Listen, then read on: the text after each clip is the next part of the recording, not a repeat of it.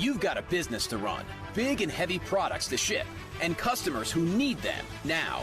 When you've got the right driver and the right equipment, you can bet on a spectacular result. Bennett understands complex logistics and puts the best team, the most time, and the latest technology into every customer relationship. So you can sit back, relax, and enjoy the race. Let us handle the rest. Together, we can move anything.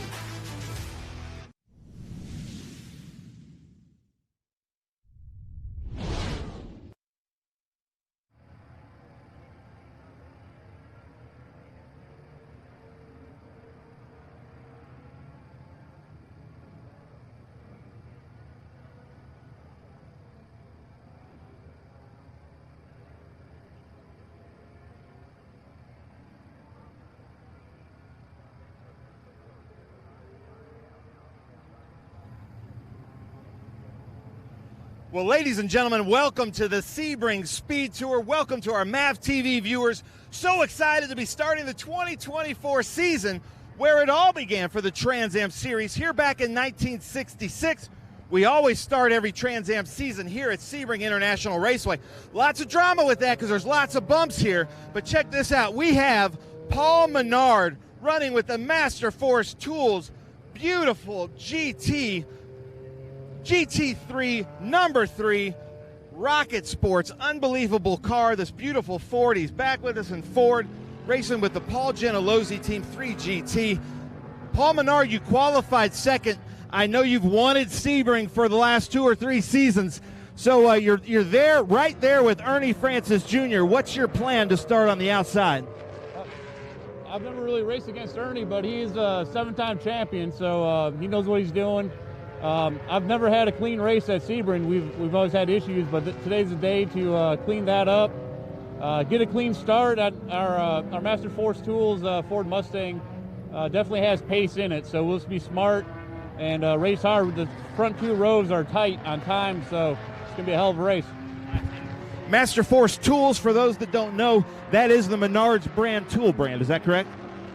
Yeah, Menard, power tools, hand tools, it's good stuff. Go check it out. Nice. So there's Paul Menard starting in second. Haven't yet seen Ernie Francis Jr., so there might be some drama because if he doesn't make it to grid on time, he'll be starting from the back in that ECC Motorsports Dodge. Then we come here to our 3-time champion. The drama here is that 3-time champion, he's trying to go to tie Ernie's record of 4 times consecutively, but now Ernie Francis Jr. here could play spoilers to Chris Dyson's plan of winning 4 in a row. And we can see right now Ernie Francis Jr. coming down the grid, so it's not going to happen that way right now. But we're here with Chris Dyson. His family is here. We're starting the season, and I talked to Stevie, and it seems like the Dyson team is more confident than I've ever seen them. Well, Ben, we worked hard this winter, really tested a lot. I think we got the car in a much better operating window. I'm confident that we've got a car that's good for all conditions, and I think it's going to be a good test out there today. I'm looking forward to getting back to battle and going after our 4th. Nice. So we're going to see you at the Jim Weeds Winter Circle? Well, that's always the plan. Nice. I love it. So we can see here the shout out to Greg Pickett there in the Pickett colors. Just so much history with this team, with Greg Pickett being involved. Rob Dyson as your dad. We were reading the comments earlier during the SVRA races that so many Dyson fans out there. Anything you want to say to them? Well, it's great to be back in Sebring, and we've had a great time down here over the years. We're just hoping to add one more to the memory banks for everybody.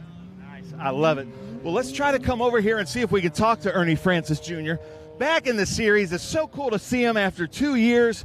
I'm not sure the driver's here yet, so we're going to talk to AJ, because AJ, at the banquet last year, you got up on stage and said ECC Motorsports is bringing it.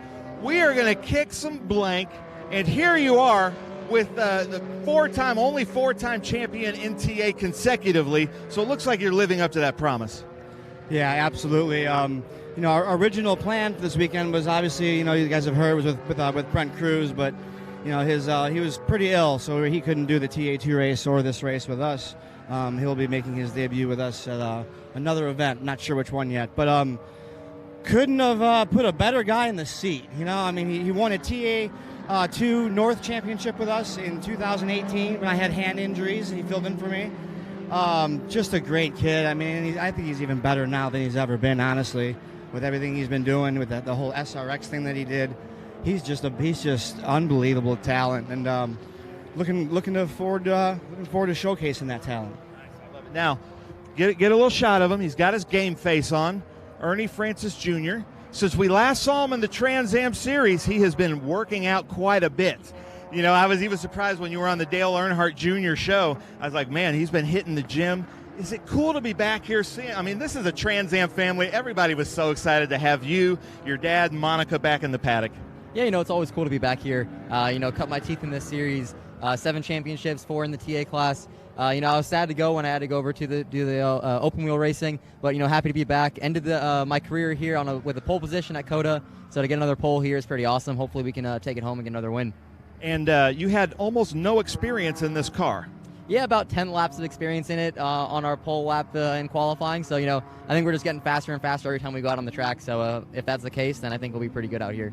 Well, Ernie, the Trans Am family loves you, and we can't wait to see how your career goes. So welcome back. So let's come up here. We've got a lot of GT cars, and I'm hoping to make it to them, if we don't mind. Here's our new COO, Michael Printa, a huge Trans Am fan, from the Watkins Glen area, but now he's the COO of this whole Speed Tour brand. I see you down here. You love these cars, don't you? Are you kidding me? I just ready to talk to Adam, talk to Tommy, talk to Amy. This is great out here, man. These are people that have been racing that are just so good at this sport. It's hard to root for one person. Exactly, because they're all our friends, too. Exactly. So we've got Adam Andretti here with the beautiful Burton Racing. And check out his helmet, ladies and gentlemen. Look at that, with the ultimate headers, the top liner. Beautiful car. Claudio Burton, I know that you can't be here, but we love you, we miss you, and I think you've got a pretty hot shoe in the car today with Adam Andretti. Then Keith Grant with Showtime Motorsports, really doing well. Always a great driver. I've always kind of known him as an open wheel guy, and he's been having a lot of fun the last 2 or 3 seasons competing with his dad, Richard Grant, in that Chevrolet Corvette, both in the same class. Then Tommy Dreesy, still with Lucas, but this year with the Showtime Dreesy Motorsports Franklin Road Apparel Chevrolet Camaro. And the great thing is we have Ken Twaits joining Jonathan in the booth, who is helping Tommy Dreesy with Showtime Motorsports with this car, but a resident expert in TA. 2-time champion right here, Amy Ruin. Always really good in that McNichols Steel Metal Service Center Chevrolet Corvette. But I got to get to Wally Dallenbach Jr., Trans Am champion, long history here in the Trans Am Series, running the ultimate headers, Riley Ave Ford Mustang with John Cloud and his team. Look for Wally Dallenbach Jr. to really go up, because I think he is doing the whole season. Then we've got Bennett Bridgehall, Danny Lowry here. He's going to be going through Bennett Bridgehall Bishop's Bend this weekend. It's kind of a mouthful. And he is the first GT car to qualify, XGT, here with us in this beautiful AMG Mercedes. You can see his whole team there. And then I got to give a shout out. First time start in Trans Am, John DeGainer in this Ron Fellows winning car. And I was talking to Wally Dallenbach. I'm like, when you look in the mirror, it's going to be like going through a time machine. But welcome to the series. Thank you. I'm really pleased to be here. It's a great opportunity to learn from the best and race with them and see if I can get better. So it's really a lot of fun. I'm looking forward to it. You've got your SVRA red hat on, which means he's a winner in SVRA. Now we're going to see where he goes with Trans Am in this beautiful car. John, thanks for joining us. And then, Tony, I'm going to come over here. We got to talk about this. This is, watch that splitter. We've got this Viper of Lee Saunders, Richard Forsythe. We've got Chris Coffey right there. Jeff Lindstrom is making his first start. So we've got all kinds of drivers. The GT class is growing pretty quickly, so look for them to go up. Colin Cohen is here with us for the first time. Two of the 5 Maseratis like this are racing with us today. There's only 5 of these in North America, and 2 of them are on the track with us today. And Kaylee Bryson, the Okie from Muskogee, is back there in that beautiful yellow Corvette, 22 years old, doing really well. We've got a Toyota Supra out here today. It is such a cool grid. This is Jeff Lindstrom getting some prayer from Marvin Gray there before he goes out in his first professional start right here with Griffin Motorsports. So excited for Jeff. We've been good friends for about 4 years in the SVRA series. So unbelievable. So, Jonathan, we've got a great grid here. Walk us through it. Back to you. Thank you, Ben. Yeah, I'm here alongside Ken Twaits, the perfect guy, really, to have here. He's been a TA champion in his own time. Well, he's been an XGT, the first ever XGT champion, and has been, of late, a TA man, but has also now got effectively some skin in the game here, because you're helping Tommy Dreesy, but there's a new setup for Dreesy Motorsport. Why don't we start with that? How is it all working for Tommy and you? Okay, well, Tommy purchased Showtime Motorsports, so all our assets are his now. He's the owner of the team, but I'm the team principal, team manager. He wants us to kind of help him. He's in Hollywood. That's a long ways away. Yeah, no kidding. And so we just help run the team for him and keep everything going real smooth. That's, and I actually think from a driving point of view for Tommy, that's going to be really, really valuable, because you have driven these cars. You can give the input. You can give him reassurance. You can give him words over the radio. And so that's going to help Tommy immensely. Yeah, I'm a little bit of everything. Driver coach, psychiatrist, team manager, make sure everybody's got hotel rooms, all encompassing. So. Yeah. Well, it's going to be interesting, because obviously Chris Dyson on a roll at the moment. You've been with him over these last few years that he's won 3 titles in a row. He's going for a 4th. It's kind of interesting that we've got almost by default we've got Ernie Francis Jr., and we should explain why Ernie's back here this weekend. He was actually here to do some of the SVRA races in Group 10, which he is doing in his old breathless number 98. But then Brent Cruz, who was going to do double duty in both TA2 and TA, got ill and unfortunately couldn't make it this weekend. And so Ernie said, well, shoot, yeah, I'll get in there. And so 4-time consecutive champion. Yeah, right. I mean, if you look at the entry list, it's the who's who of Trans Am, right? Really There's several champions all lined up in a row, so it's going to be a really good race.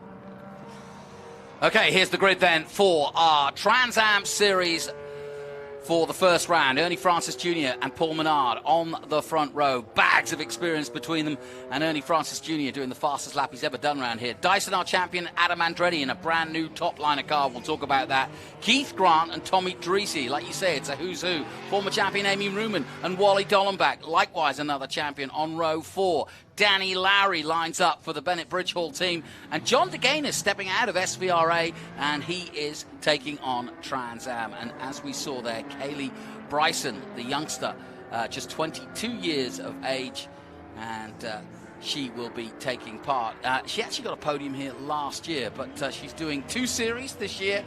And great to have her on board, and she is part of our scholarship, PMH Scholarship and Diversity Program.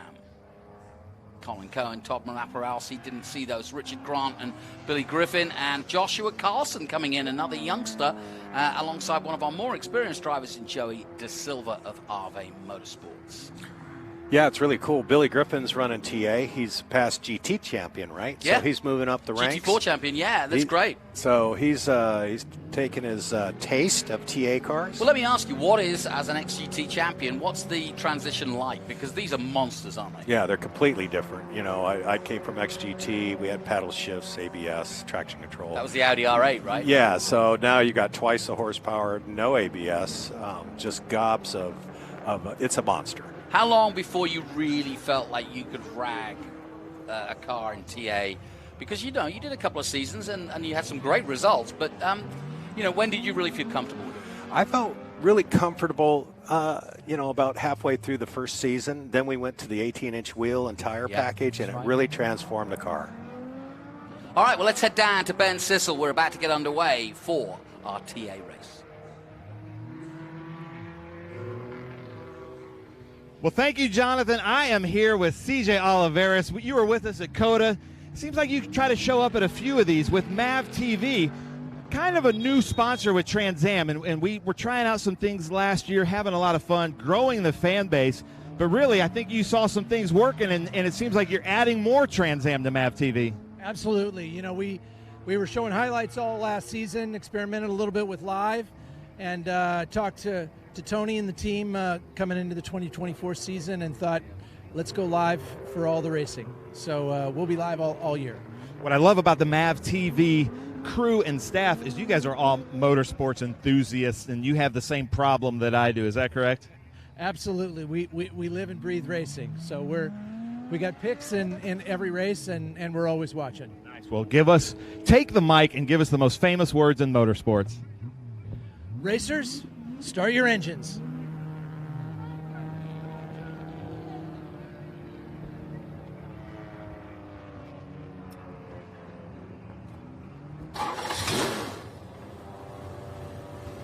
On board with Chris Dyson. We'll be on board with him throughout this race. Should be a very interesting one, defending his title. And interestingly enough, Chris Dyson didn't get off to the start he wanted last year. He got into his stride later in the season, but that just kind of brought things to a little bit more interesting. We had Justin Marks, who came and did as many races as he could. In fact, was leading the championship.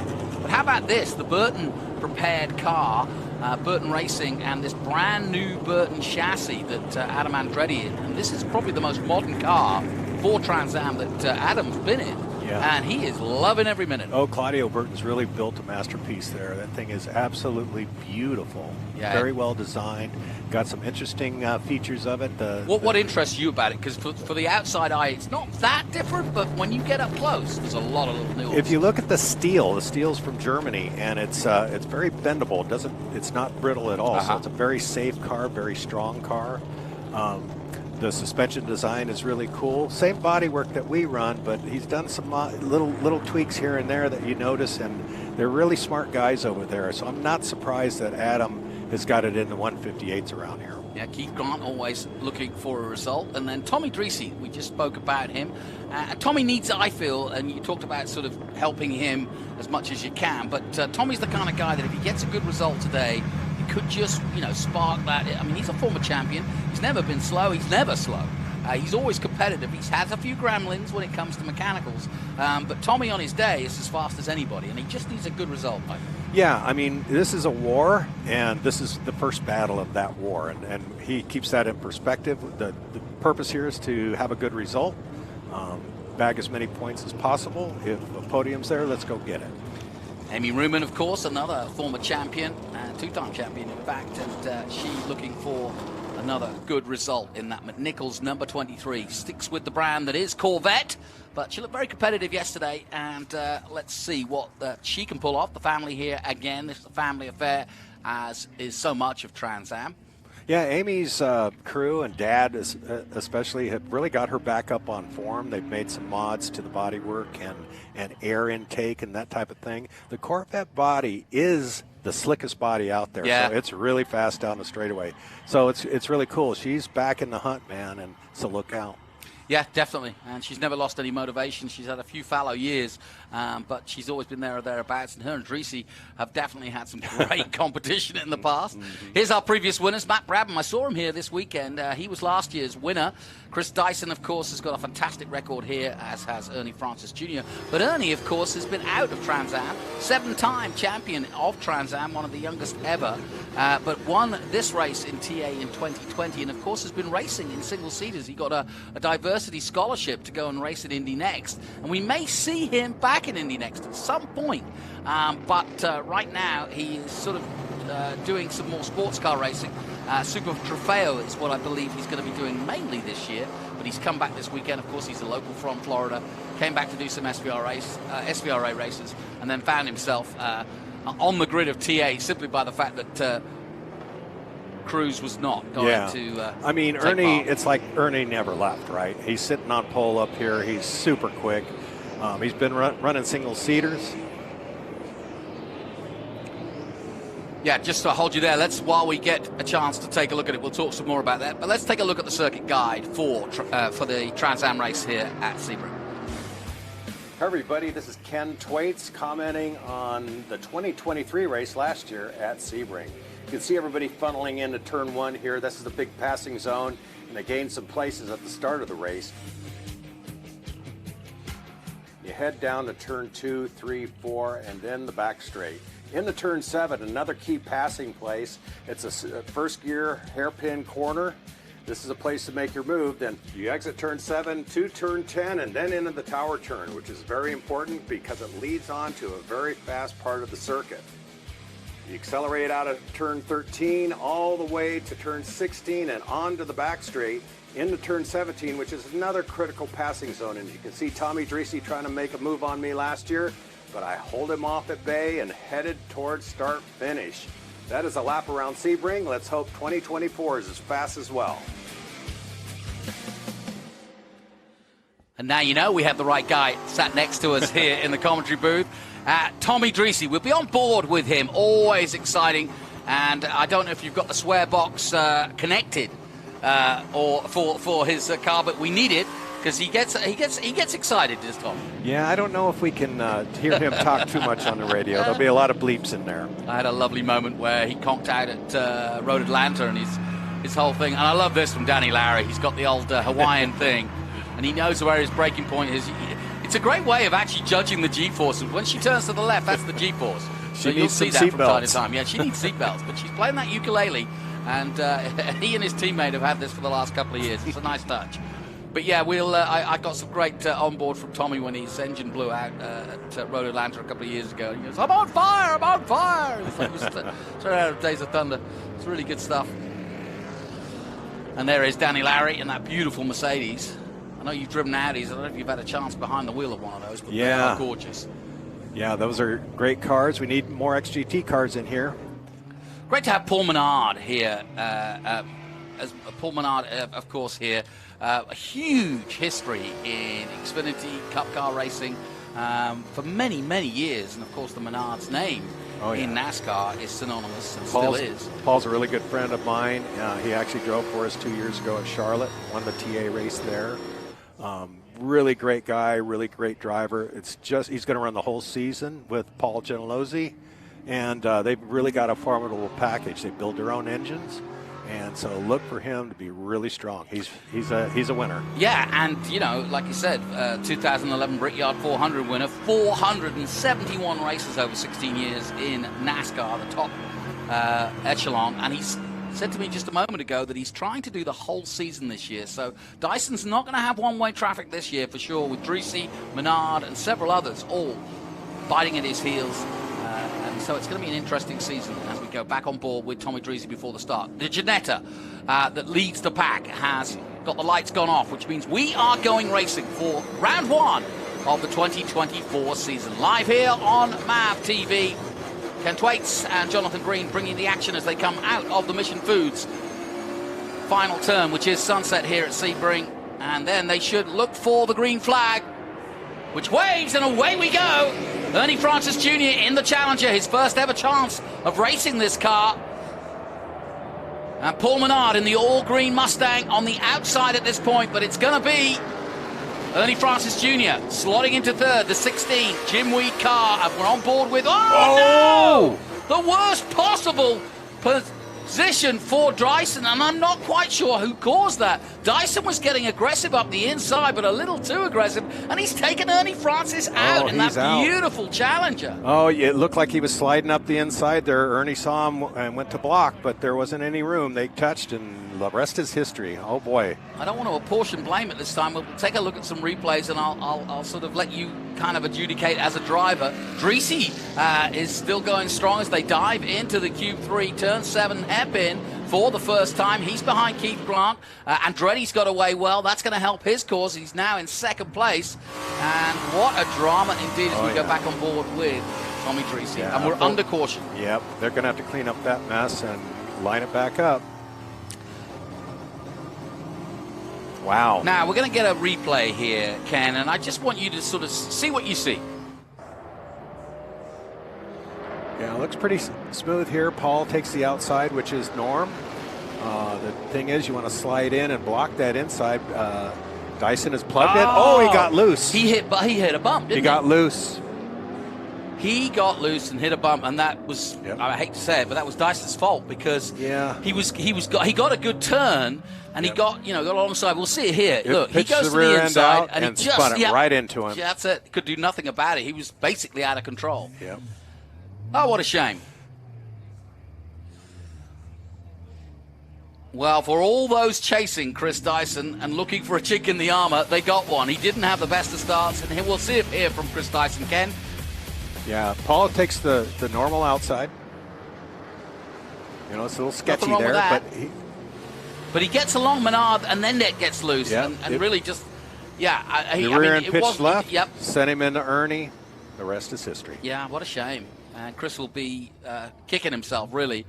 And obviously not a line you usually take through turn one, a little bit more on the inside, and he may have just been surprised, perhaps, by the way the car moved underneath him. I mean, he had a really good run coming up to the inside going into 2, and that's where you want to be, because then you take away the corner from Ernie, right? But unfortunately, the rear end didn't stay underneath him, and pitched him right into Ernie, took them both out. What a shame. Well, we're going to be seeing lots of great onboard shots of the Franklin Road MAV TV Dreesy Lucas number 8. There's Tommy, and there is Amy. Yeah, Amy's got a better start, and she's ahead of him. So they've had some history fighting each other through the years. And yes, they have. They enjoy it, but he goes, she said to me one year, what is it about red cars he doesn't like?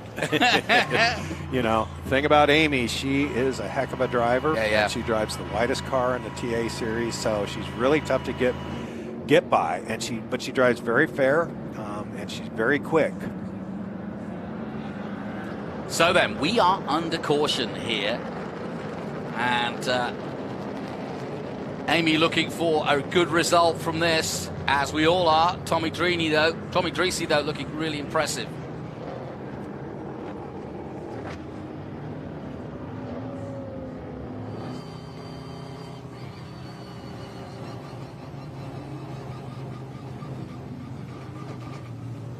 So, as you can see, they are clearing up the mess that was caused effectively by Chris Dyson and Ernie Francis Jr. I feel for Ernie because he's come in at last minute and he was really enjoying it. He got his fastest ever lap round Sebring in a 1:58.4, and that was really pretty darn impressive. Yeah. I don't think he's ever been as quick as that. I was looking at the times, actually. Paul Menard, second on the grid here last year, did a 1:59.097, and this year did a 1:58.4. So just shows you how much quicker the Paul Menard, who is leading this race now, is one from year to year. Justin Marks was pole here with a 1:58.9 last year, and this year's pole, Ernie Francis, a 1:58.2. Yeah. So 7/10 quicker. It's really quick. Very quick. You know, that Dodge-powered machine, you know, it's a Weaver chassis fielded by ECC, and those guys have a lot of fast parts on that car. Big brakes all the way around. It's just a shame because Ernie did nothing wrong. He was just in position, leading the race for about, 5 seconds. So we're under caution, and we're expecting to get going again. We'll keep an eye on the Ginetta, but it's going to be a really interesting restart to this one. A chance for Andretti to get a win, a chance for Keith Grant to get on the board, and a chance for Paul Menard to open up his campaign. Tommy Dreesy will be looking to get podium, and now with Dyson out, they're all going to be thinking of the numbers, really, and taking advantage of Chris Dyson, because there's one thing you can guarantee over a TA season, and the man next to me, I'm sure, will agree, is that if you give Chris Dyson a chance to get back behind the wheel, he's going to score points if nothing goes wrong. Unfortunately, today, it has gone wrong, but we are about to get underway. Well, we welcome back our viewers on MAV TV, as well as we join the Speed Tour live across the world. Wherever you're tuning in from, we welcome you, but especially here in the United States on MAV TV.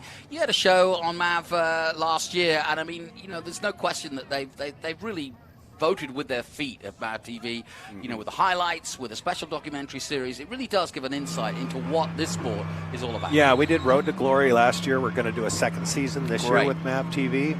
It kind of gives you a behind-the-curtain feel of what goes on in a real race team. You know, it's the warts and everything.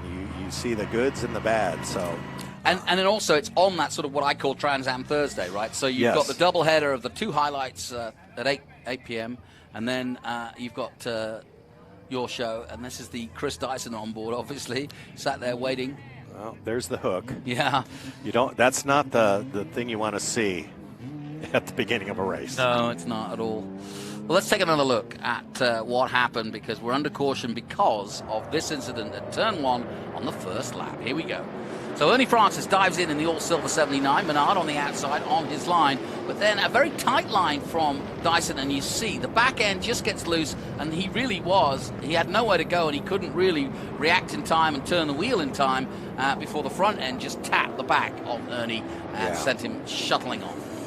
Yeah, that bump on the inside of one there is really harsh, and it got him, and, you know, the rest is history. Yeah. You know, who's licking their chops right now is Paul Menard. Oh, yeah. You know, those three cars were all within, you know, tenths of each other. Now they're gone, and he's sitting out front, so.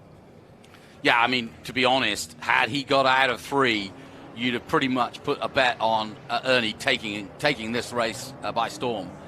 Really enjoying his time in the car and also being back in Trans Am after 2 years away. And he hasn't had a lot of glory in Indy Next. He's had some good results, but he much prefers to be at the front end. What a shame. Oh, boy. Hate to see that. Yeah. Boy, Adam just squeezed through there. I got to say, I'm just noticing that myself. That was a lucky moment for Adam Andretti. He got unlucky yesterday in the TA2 race. Yes. Him and Annunziata came together on the exit of the hairpin. So a bit of bad luck today, maybe a bit of good luck today for the Burton prepared top liner. It looked like Chris might be starting his car and driving it off. I don't know. The hook didn't hook it up, so I don't know what's. I mean, I don't think he got too much damage because he carried on. I think that front fender's rubbing, but you know, front end damage, but might be drivable back to the pits. Who knows? We might see him back in the race, maybe. And also, There's watch Wally Dollenbach. Don't count him out ever. Yeah.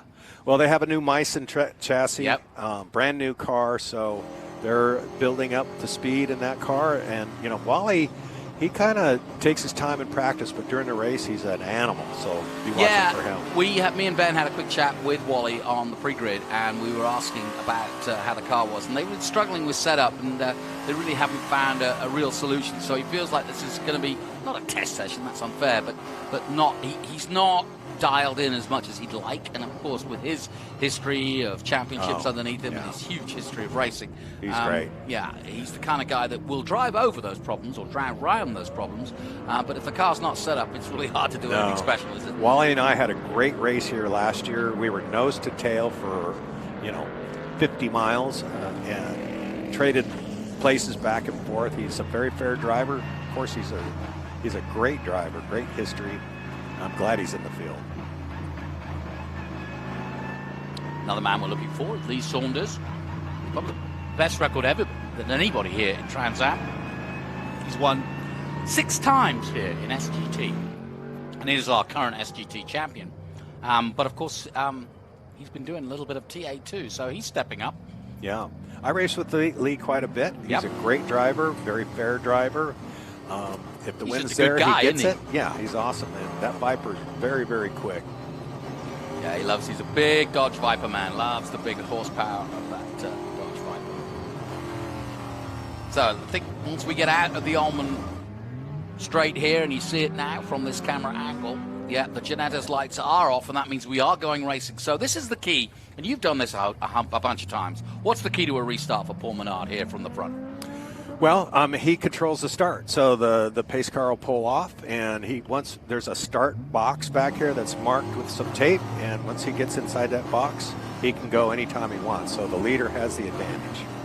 Now let's see what Tommy Dreese can do. He's a good restart of the Ginetta. Pulls to the right, and it's sunset, and Menard just jinked there for a minute. We thought he was going to go, but no, he's holding on for a second. The number 3, bags of experience from both NASCAR Cup racing and, of course, Xfinity. Andretti's out. Oh, no! And there I am predicting that this was going to be a huge race for Andretti because he had bad luck yesterday, and he's out. Pushing Keith Grant up to second place, and third place now with Amy Ruman. And look at on the inside, the number 8. Here comes Tommy Dreese, and he's already passed Amy Ruman. Wally Dollenbach is also past Amy Ruman, and Dreese goes up to third behind Grant, and Menard starting to head off into the distance early on after this big caution has now been cleared up, and we are 4 laps into this 27. But away goes Menard. Oh, man. These tires are cold. They got to get some heat in them before they can really press on here. Yeah, this is a lap you've got to be careful. You want to push on, but you've got to be careful. And she's playing hard on that ukulele. Danny Lowry, oh, she's getting frustrated, I think. You'll see just how much G-force there is under braking, though. There's Wally and Amy. Wally got by Amy. Yeah, Wally did a good job on that restart. See what I mean? He's an animal in these races. Oh, yeah. Right on Tommy. Wally Dollenbach. Wally Dollenbach, Judy Mike works here as well. And it's a synonymous name on Trans Am Racing. You got to remember, these cars are full of fuel, so they tend to push, to have understeer until that fuel burns off. So it's a little touchy to drive in the beginning. How many laps does that take? It takes about 8 laps for it to start coming to you. So you got to kind of hang in there, let the car burn it off. Oh, this is fun. Oh, look at this. Two of the greats. Wally's having a go at Tommy Dreesen, and he's going left, he's going right. He's trying to put huge pressure on Tommy Dreesen, and Dreesen right now not giving an inch. It's good stuff. Now down the back straight. Wally takes a nice tight line on Dreesen. Oh, he took the shortcut. Oh, so did Amy. Wide line. Yeah. And now getting good drive down the back straight. And you see it from the drone. You see Dollenbach getting ever closer to Dreesen. We're looking out front of Dreesen's car, but on the inside, will we see? Let's have ECR Chevy power versus Ford Mustang power. Yeah, this is good stuff.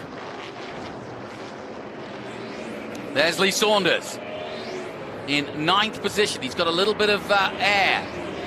Very wide by Dollenbach, using all the road and more as they cross the line. 5 laps gone. He's trying to get a toe off Tommy, going into 1. Amy waiting to pick up the pieces if these two get it wrong. We've already lost Chris Dyson, the big story of the day. And Ernie Francis Jr., more importantly, taken out. De Gaynor in his first ever TA race in 6th place, ahead of Saunders. Good for him. Yeah, no, good for him. Got bags of experience, but he's just been... what a juxtaposition. He was in a Devon half an hour ago. He's on the podium in a Devon. Tommy's got his mirrors full of Dollenbach. Yeah, no kidding. Down to the Q3 turn 7. This is a good overtaking place. Amy staying with these two. Yeah, she's just waiting for a mistake. Yeah. One little mistake, and I'll guarantee you she'll plug that hole and be gone. Top end power of the Corvette. Has she got sort of parity with those other two cars? Yeah, she's running ECR as well, same engine as the Chevrolet Camaros, and but she's a little slicker body, so seeing about 177 miles an hour at the end of the back straight. Okay, a little bit more nimble as well, yeah. So we should see some great action between these three. 4th, 5th, 3rd place, battling it out at the moment. Bernard increasing his lead. He's got to 2 seconds over Keith Grant. Keith Grant, no fool either. And of course, the Grant dynasty of drivers, the whole family have been involved in different forms of American motorsport, but mainly Trans Am. Yeah, his father's Richard's in this race. Yeah, exactly. He's back there somewhere. Yeah, absolutely. And then we get the other Grants occasionally. Milton, of course. Yep. Cary Grant, of course. Keith, David, they all race. Oh, yeah. Either in a Porsche, a Trans Am car. Out of the Mission Foods Sunset corner for another lap. Dreesen holding on here against Dollenbach. This is the battle for 3rd place. Yeah. Amy Ruman just behind. Menard has increased that lead now to 3 seconds. So Menard putting in some excellent laps. He lasted a 2:01. That was his fastest lap. Everybody now on their fastest lap. And I think now tyres up to temperature, we're starting to see just what they can do. Yep, brakes are hot, tires are hot, the cars are starting to work well again. You know, we just got to burn a little gas off. And then what do you think they're doing here to the Burton? It looks like an electrical problem of some sort. It just quit. Well, it's nice to be taking a close look at this brand new car. Yeah. It's new car gremlins. They'll work through it.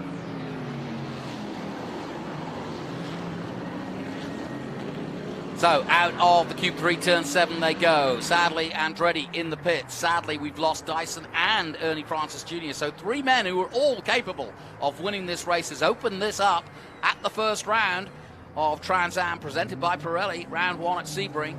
And it's Paul Menard leading the way at the moment. We've got an almighty battle going on here as Wally Dollenbach is all over the back of the Hollywood, Mr. Hollywood as I call him, Tommy Dreesen.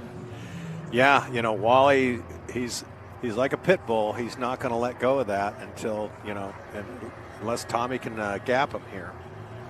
This is the back of the circuit here before 16, just before going through 15A. And then that drive off 16 down that Ullman straight, all important to get that drive and easily be caught on the inside, and you've got to kind of block that, but then that puts you offline a little bit. I'd only just noticed that blue dot. Ben was telling me about it on the top of the bridge there, and that's what you kind of head for, isn't it, right? Yep, he's taking a look at Wally, how close he is. I think we have a little advantage here in turn 17. Dreesy does. And so he gets a good run off 17 going to 1. Yeah. So Wally catches him back up in the back section of the track. Yeah, it looks that way, doesn't it? So let's take a look at the lap times between these two. Last time out, a 2:02.2 by Wally Dollenbach and a 2:03.5 from Amy Ruman. So she's dropping off at a 2:02.1. So Dreesy just slightly quicker than Wally Dollenbach, but as you point out, I think it is in the midfield part of the circuit where Wally has that advantage, especially coming into the hairpin. Seem to be handling a little bit better in the twisty stuff. Yep. That's pretty good for a brand new race car. Yeah, Wally's no kidding. doing a good job. Now let's see how close he gets here. Under braking, very close indeed. Won't make the move this time though. And this is an almighty battle for third place between Dreesy and Dollenbach. Two past of the champions. Greats. Yeah, two past champions, exactly. Chevy Of Trans Camaro Am. versus Ford Mustang. As it Classic. should be and always will be, we hope. Sadly, we've lost the Dodge Challenger. We had a 1, 2, 3 of Mustang, Challenger, and Camaro for the start of the race, but sadly, that dissipated quickly. If you've just joined us, we've lost Chris Dyson, our champion, in an incident with Ernie Francis Jr., who was leading the race at the time, going into turn 1. Now Dollenbach, though, looking every which way. Where would you make your move? Well, he's got to pass him where he's strong, and unfortunately, there's not a whole lot of areas. Maybe turn 10, maybe turn 7. He looks so close here. This is as close as he's been. We'll see if he can draft him down the back straight. Yeah. Maybe this is the move. Yep, and look how he's going through Seems to 16 get a little here, and he's better right run there. Yeah, he's got about a car and a half length, and let's see overall top speed. Does he get the draft? You see it nicely from the drone, and looking above, you can see how quickly both cars are moving. A little bit of defensive driving from Tommy. That's nice work from Tommy Dreesy in the Lucas number 8. The Dreesy Motorsport Lucas number 8. Yep. Wally looks a little closer than he has been in the past, so some fireworks could happen here pretty quick. Yeah, and again, looking at the times, that was a better lap this time from Wally Dollenbach. He goes to the 2:02.0s. In fact, Tommy doing a 2:02.4. So that's why that gap has come right down. It was a much better lap by Wally Dollenbach, especially in the last part of the circuit. And now he's literally driving in the mirrors as Tommy. This is big pressure driving. Through this tight section, Wally's a little bit better, so he could be making a move going into turn 7 here. Yeah. Cube 3, turn 7. And that's the cleanest place, right? I mean, that's where this is A, somebody knows you're coming, zone. Yep. and B, there's room if the guy He's gives looking. you it. Yeah, he's not close enough, I don't think. Not quite close enough. Getting a good drive off the corners. So out of the Cube 3, turn 7 they come. Down the Fangio straight. Up towards Collier. Turn 10 and 11. Tower. Famous names, famous corners. Mainly because of that 12 hours at Sebring. But of course, Trans Am got its start here. Jochen Rindt winning the first ever race back in 1966. Wow. Amazing.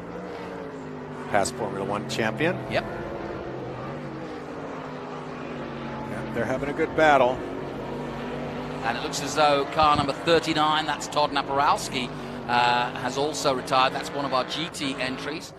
So we've got the other classes, and that is true to the 1966 version. Remember, Trans Am, a sedan series at heart at the start. Now a tube frame and very, sort of prototype type of cars. But back in the day, and therefore we've kept that tradition going. We have the TA class, which is unlimited trestle frame cars, but then we also have the production classes. And I've got a former champion from XGT alongside me. We've got SGT, Super GT, as it were, and then GT. And Todd Naparowski was in the GT Championship, but he looks as though he's pulled out with an electrical problem. Yeah. Yeah, the TA car up today is the fastest sedan in the world. Yeah. That's a good way of looking at and it, that was the goal of Trans Am. Plenty of power, aerodynamic, downforce, but no Band-Aids. And I like the sort of cross-section of who it attracts to, from the youngsters who are learning their trade to the guys that have seen it all before and maybe coming back to it. You took 10 years out of racing before you came back to Trans Am. Yeah, right. I always wanted to end up in a Trans Am car, and I got what I wished for. There you go. Danny Lowry in the XGT leading the way here, and he's getting that poor old girl dizzy at the moment. She is absolutely going from side to... Those knees are going to hurt by the end of this. Hope she's got some stuff to put on those, some Voltaren or something. He's just running his race. That's a great car, great XGT car, past champion car. Yeah, Danny has just gone from strength to strength. He's been running this car now for the last couple of years. And like you say, current champion of this particular category, which you are a former champion of. You did it in the Audi R8. Yeah, the XGT really was built for older GT3 cars. So R8s, Super Trofeos, these AMG, Mercedes, those type of cars. So they need to come here and race this series. Yeah. And then we go back to the GTs, and of course we're looking closely at Kaylee Bryson, one of our scholarship drivers, just 22 years of age. Yeah, she's getting a lot of good seat time in that Corvette. Aaron Pierce runs that team, and we know Aaron from SGT in the past. I ran against him when I was in SGT. And she, I think she finished inside the top 10 at the Chili Bowl this year in midgets. There you go. So she's got some experience. She actually got to the podium here last year in this particular car, so or at least in this particular category. And then she went off and did some more different racing. And as you say, she's good on the dirt too. But I think this is a great environment for a youngster, especially the diversity groups that are coming in here that don't perhaps, relate to motor racing, perhaps as closely as some of those that have been around it for long. This is a great environment to learn. The older folk will give the information. The guys who've been around in engineering cars for many years, it's just a good environment to learn and a safe environment. Yeah. I took the path of SVRA racing, coming up through that, and then getting into Trans Am and SGT, then XGT. Yeah, to be honest, you're our poster boy. Yeah, in terms of made the final through, move to exactly, TA. So. But you never felt under pressure to overperform, right? No. Or risk things that you weren't capable of doing at the time. I remember talking to you. Yeah. No, you just do what the car can do. Here's your SGT leader, and of course that is Lee Saunders looking for his 7th win here at Sebring. What a record that is. And I haven't seen Ethan Barker yet, but we'll keep an eye out for him. He was in TA2 yesterday. Paul Menard doing a great job so far. And extending that lead, the gap at the moment, 5 seconds to Keith Grant in 2nd place. And they're starting to get into traffic as well. Yeah, that'll be interesting. BMW. Yeah, it will. He's got a 5-second lead, and let's see if it shrinks or gaps as these guys weave their way through traffic. And we just got a chance to see the number 97, that of Chris Coffey in the GTs, the man from Texas in the Norwood Auto Italia traffic graphics car. And yeah, those graphics ping.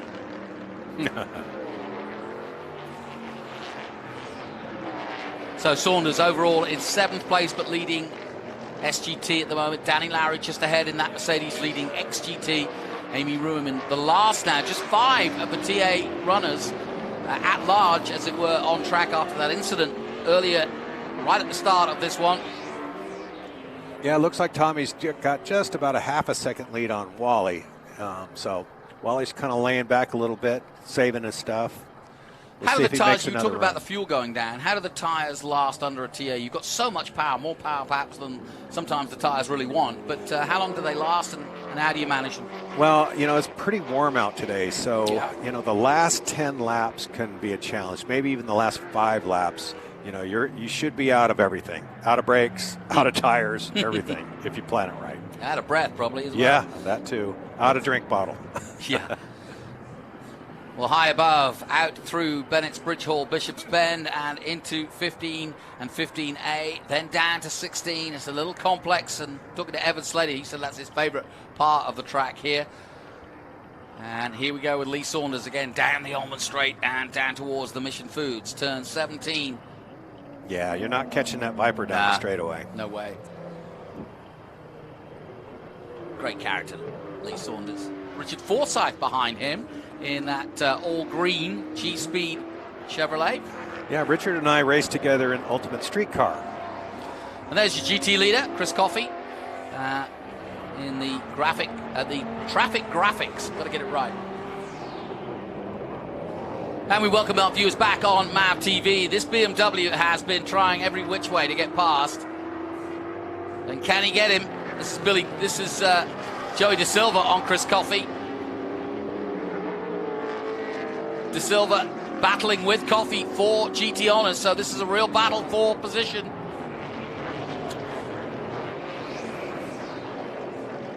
Not giving an inch though at the moment.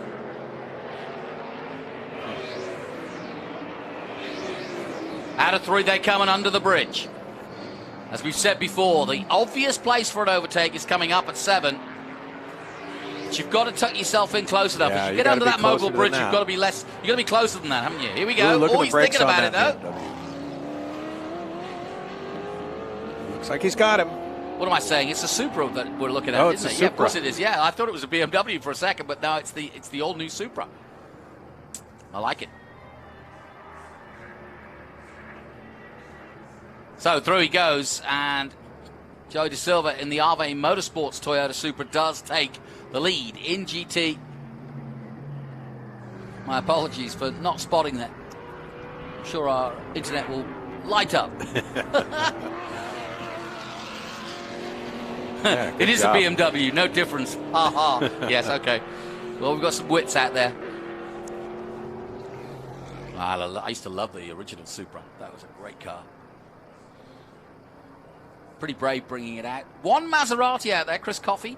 And ever been tempted to take the Maserati out or have a Maserati go? Sure, I'll drive anything. You listen Come out of retirement. Yeah, for why it. not? Kent Waits, of course, alongside me, not racing today. He's working with 3C Motorsport this year. Sold the show, so the Showtime team to Tommy, but didn't sell himself. He decided to help them out and work with the team. And I think it's been a big move for them as we do take a look at the Texas 97. Yeah, it was great. You know, we were a pretty good team last year. Yeah. We won 4 races. Yes, so, you did. All that's been kept intact, and we kept 2 to 3 cars on the grid all year. So that was the goal. That's why I did what I did. Really cool. And taking a bit of pressure. You were doing everything last year. I mean, boy, I don't know how you did it. Incredible. Just to remind you, Paul Menard, you're missing nothing. Leading this race at the moment in TA by 6 seconds. In XGT, Danny Lowry firing off in 6th position overall and leading in XGT. SGT led by Lee Saunders. He's in a battle with Richard Forsyth as we go back on board with Tommy Dreesy. Tommy Dreesy's caught his teammate. Yeah. Where's that Richard Grant? That's Richard Grant. Ah. Father and son have the same paint scheme. Yes, they do. Well, I may be wrong then. It could be. Yeah. Might not be Richard. We'll find out. I think, is it Keith or Richard? He hasn't caught Keith yet, has he? I don't think so. No, you know what? That is Keith in front of him. It's only half a second between them. So this is getting a bit more interesting now. Oh, yeah. Dollenbach still Teammates. 4th. Amy Ruman 5th. Yes, that's right. Danny Lowry 6th. And overall, Lee Saunders leading SGT, but over 7th overall.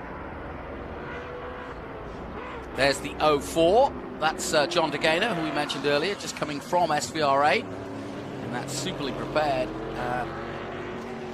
Number 04, the Speed Dreaming Racing Ford Mustang.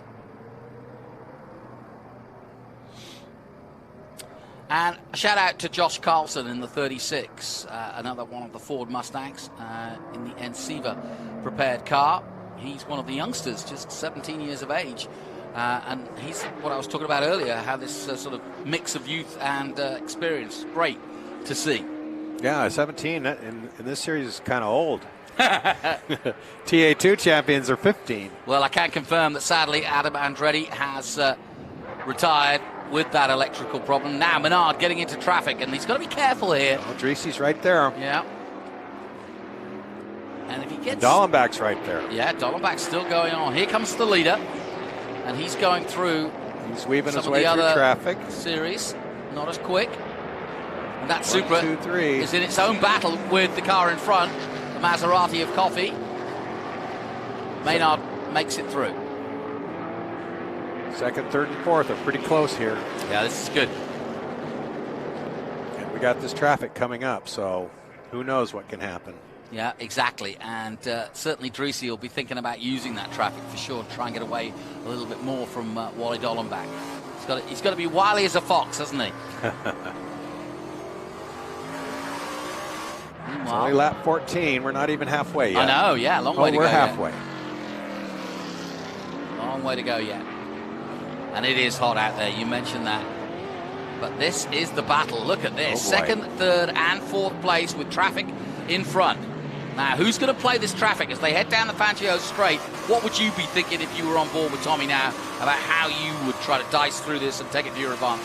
Yeah, you got to be patient. I mean, this traffic's going to block you big time. He's got to worry about Wally, too. So, got a little room there, a little help. Grant making good work there. Got these other guys ahead of you and a very fast part of the circuit. And if you got to get out of the throttle. And at this point, are you working out where you're going to meet them? In other words, okay, I can sort of see the difference in speed here. Yeah. And I'm going to meet them at 16, and I got to make it work. Yep.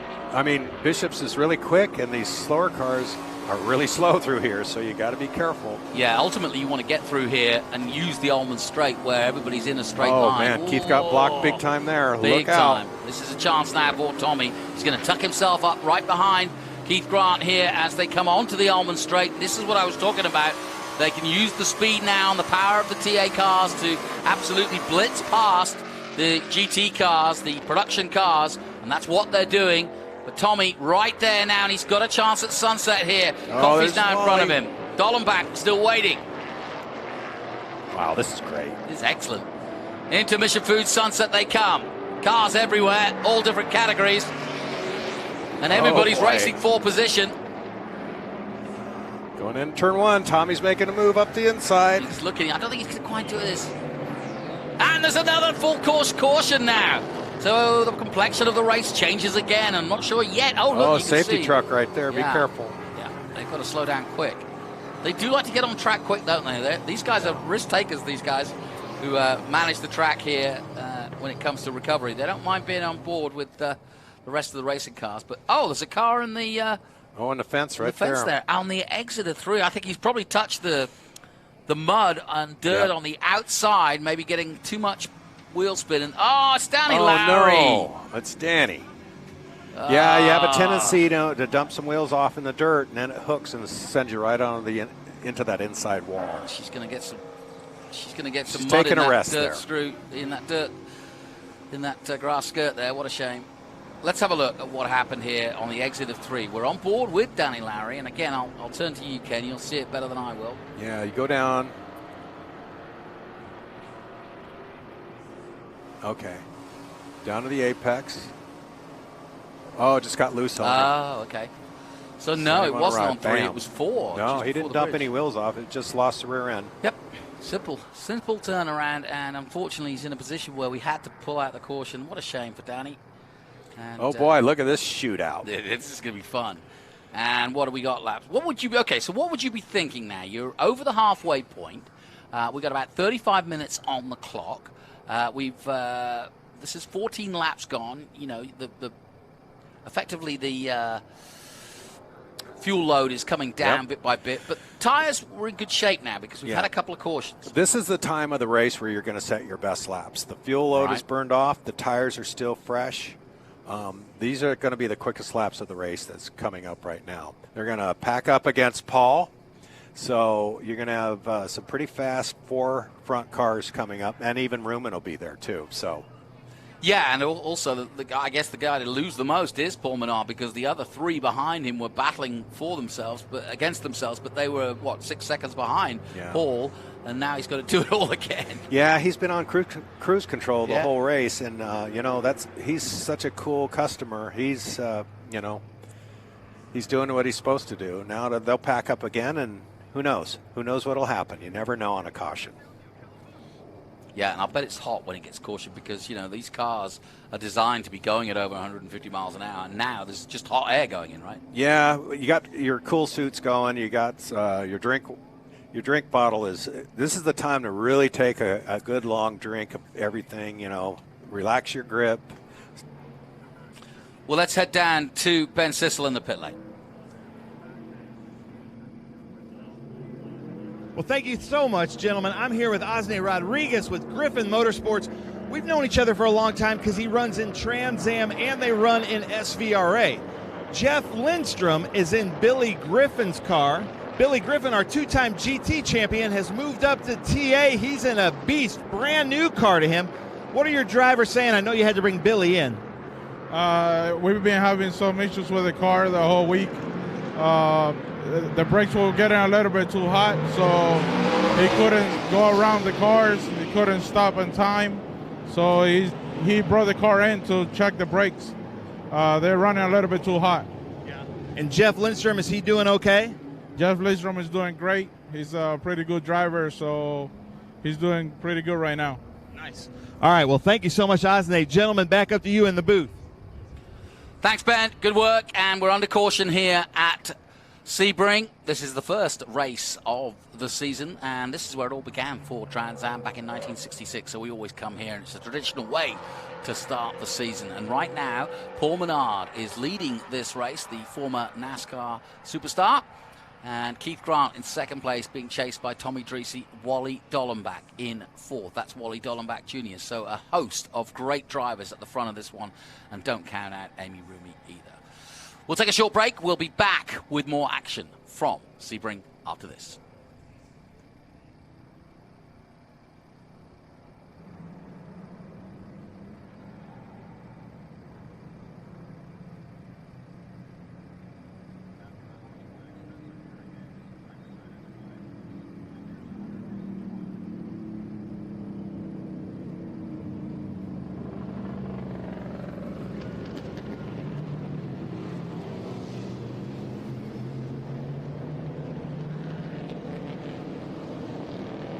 So when this caution restarts, and Ken, I'll turn to you again. We talked about it in the last one. He got away well, but it's a different situation, this, isn't it?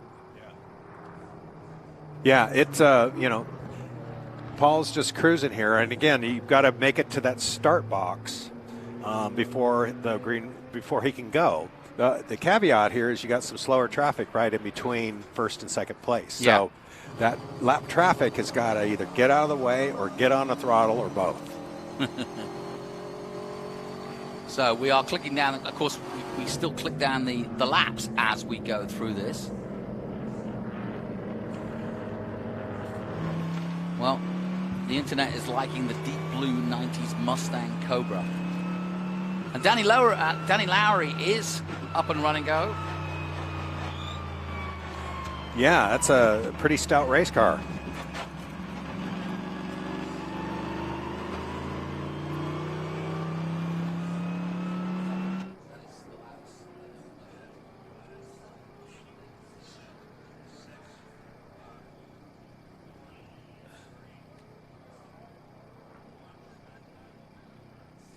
And we welcome our fans live on MAV TV across the USA, wherever you're watching and wherever you're tuning in. And we also welcome you around the world on the YouTube channel that is Speed Tour. Welcome to the Sebring Speed Tour with Trans Am and SVRA. We've had some great action over the weekend and some great guests. Great to have our Grand Marshal here as well. He came in the booth with us yesterday. And right now, the action on track is under caution with Paul Menard leading the way. We're interested to see just what in the Dreese Motorsports brand new setup with Showtime boss Ken Waits. It's looks like we're going to go another lap here. Yeah, I think so. Trying to clean things up. They got to repair that wall back over there by turn 3. Yeah, they got down in going, but they didn't necessarily get the wall sorted out. Got to repair the fence. But this is a long caution if you're in the hot and the heat, but halfway through your race. See, there's an actual start box with a fluorescent tape on the side of the wall, and that's where Paul can accelerate. Once he can't do that until he gets to that box. Then it's up to him to go. All right, well, while we're under caution, let's head down and find out what the latest is with Wally Dollenbach. We've got his crew chief with Ben. Hey, thank you so much. I'm here with the crew chief of Wally Dallenbach Jr. and this Ultimate Headers team, Steve Boucher. What is Wally saying to you on the radio? How is the car set up? I knew he was struggling earlier, but it seems like he's doing pretty well now. Yeah, we struggled earlier in the weekend with the setup, and I think we got it pretty good now because he said he feels like the car's the best it's been all weekend, and he thinks he's better than the guys ahead of him. We're having a little problem with when you close in tight, it dumping the air off the front of the car. Our aero's not quite right, but the car feels really good. So he's looking for a long straightaway to make that pass, basically. Yeah, exactly. So he's holding on to it, try to have something for the end of the race. And if anybody has some experience in Trans Am, it's Wally Dallenbach. So Steve Boucher, thank you so much for your input. Gentlemen, back to you. Thank you, Ben. Yes, we've just heard from Race Control that we're going to go green straight after this. But interesting what Wally Dallenbach has changed his tune. We spoke to him, me and Ben, on the pre-grid, and he said, no, the car's not set up as I want it. I couldn't get it sorted in practice. Don't think it's going to work. This is going to be a testing session. And now his engineer says he's loving it. He says that all the time, too. He's a perfectionist, right? Whenever it comes to the race, he does all his homework. He doesn't win practices, that kind of thing. But during a race, he is a wily fox. I can imagine. Well, we've had a big attrition rate here, and we're about to go racing again. Danny Lowry's back out there, and he was the only XGT competitor, and now he's in the pits, as you can see, and they're going to see if they can, just see if there's any problems that stops him from going back out. But it's all quiet on the rest in front at the moment. Danny just waiting for the signal, and it doesn't look as though they're working too hard. So will they get him back out, or will they say, you know what, let's just put this one down to experience? It's going to be an almighty restart here. Keith Grant with Dreesy behind him, Dallenbach behind him. Then the battle for GTs is also raging between the Maserati and the Supra, the Toyota Supra, 9th and 10th overall, but they're in their own GT battle, so we'll keep an eye on that. In fact, Coffey, De Silva, and Lindstrom all in that battle. Richard Grant is in 12th. He's also in TA, but he's not in this battle. And then we drop down to the SGT battle. That's 13th place overall for Josh Carlson, but he's got a lot of work to do to catch Lee Saunders, who is currently leading in SGT in 6th position. Yeah, now the gainer, the lap traffic between Paul Menard and Keith Grant is Wally's teammate. Ah, right. Now, surely there won't be team orders here. You think? Nah. No, not when it comes to the maestro that is Dallenbach, I don't think. Never know. No, you don't. That's true. I would never do anything like that. No. Now, as you can see, the Ginettas' lights are off. So, in a moment, Paul Menard will be in control of this race. And basically, it's not too smart to go too early either, because you're on a curve. And you can only accelerate so hard, and everybody else can accelerate at exactly the same speed. So you got to stop and go if you go too early. So right. Don't want to do that. No, and you kind of want to get enough around Sunset where you can put the hammer down and really take it to them down the front straight. That's the idea anyway. And let's see how he does it. So then, we're going to be racing again here in TA. Watch for the green flag to the top right. There they go. And away they go. Good start from Grant on the 40. Oh, look at Wally. Black, but Wally Dallenbach. And here comes Amy Ruman and Dallenbach. Got them both. Got them both. Nicely done. Wally Dallenbach showing that he's lost none of his speed. Dreesy looking for a way past Grant, but can't do it just yet. They dive into turn 3. Great start. Wow. Restart. But well done to Paul Menard, but well done to Wally Dallenbach Jr. And we said he's comfortable, his crew chief did, and boy is he.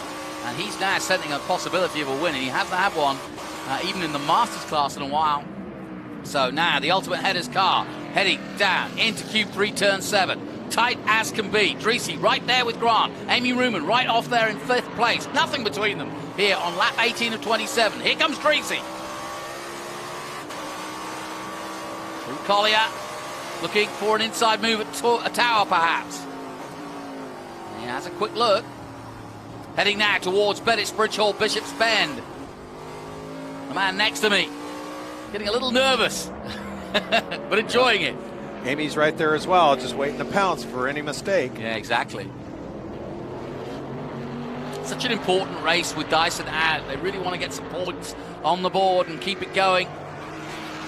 by Lime Rock this time last year. Dyson recaught the points, having trouble in this first race, and didn't really get to winning ways until his home of Lime Rock. Lakes in the background on this beautiful still day here at Sebring as they head down the Almond Straight again. Menard pulling away at the front. Menard's got it covered for now, but boy, the next 4 places there is pretty tight. Yeah, Menard never in doubt, is it? He's look at the gap he's already done in the 1 lap. Here comes the Lucas number 8. Dreesy Motorsport coming out of Sunset. Dollenbach trying to get away. Grant and Dreesy not letting him. Dreesy, though, desperate to try and get on level terms with Dollenbach. Dollenbach, here he comes, up the inside. This is Tommy Dreesy on that inside line that Dyson took. It ended in tears for Dyson, but he's got past. He's got it. Nicely done. Oh, Amy got by, too. Amy. So, poor old Keith Grant got duffed up heavily there. 2 cars going past him in the same class. And now Dreesy goes in pursuit of Dollenbach. Meanwhile, Menard is up the road by 3 seconds as they come under the Mission Bridge and down towards Cube 3. Turn 7, yet again. Dreesy not close enough this time to make a move on Dollenbach.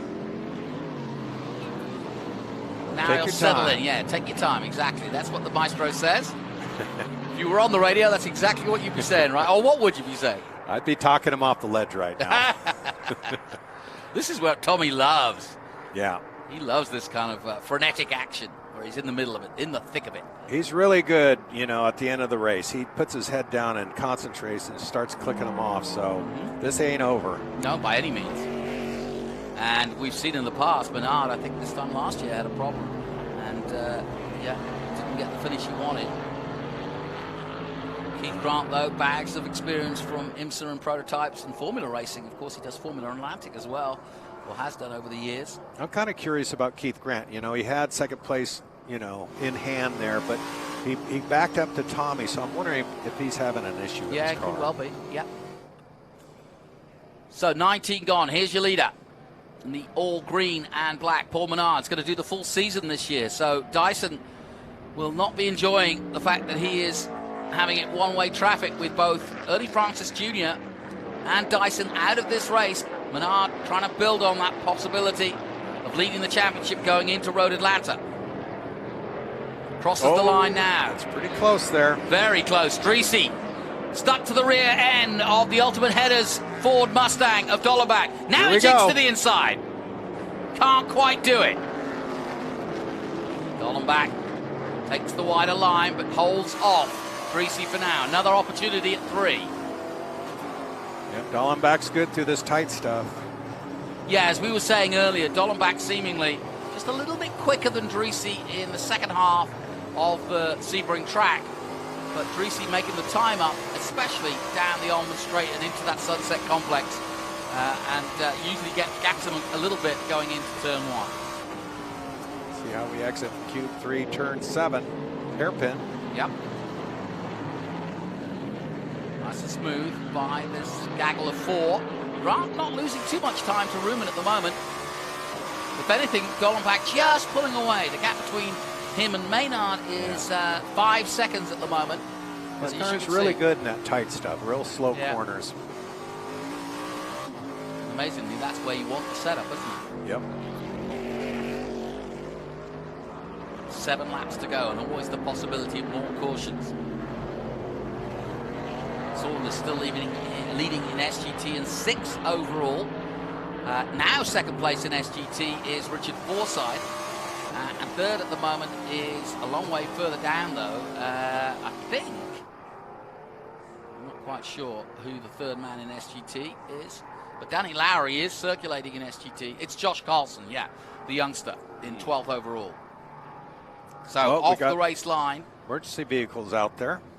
And they're guiding a car back by the looks of things, sort of shadowing him or towing him.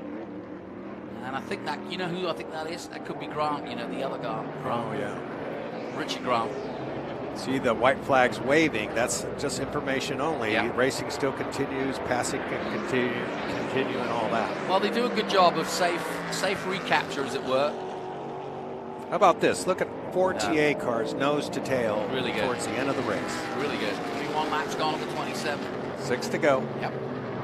Plenty of time yet as they bounce over the curves. That rear shot by Man Lake doing a good job there, showing us those bumps. We were talking about this last night, just how bumpy it is through there.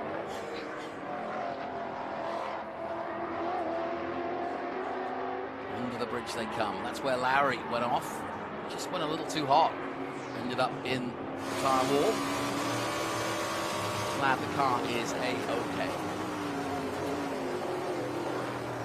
Into Cube 3 again, down Fangio.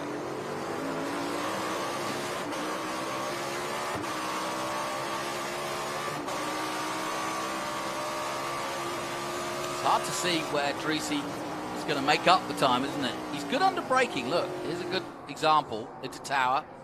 Catches right up there. Yeah, he's in touch. Yeah. Just not close enough. Amy's in touch, just not close enough. Yes. The same goes for Story, Keith. yeah. All 4 of them. Oh, really, really good drivers right there. Yep. Well, you've got a host of vastly experienced drivers with 30 years each of them under their belts. 3 champions out of the 4. Yep, amazing.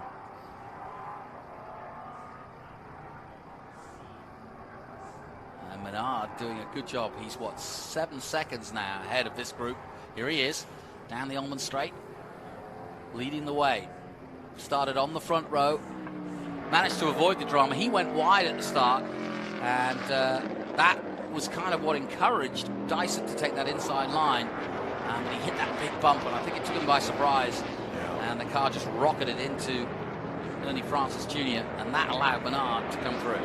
That is just a beautiful car. Isn't it? They really make a nice race car. He's still in the 203s, 203.6. Ironically, Wally Dollenbach in second place was quicker that last time out.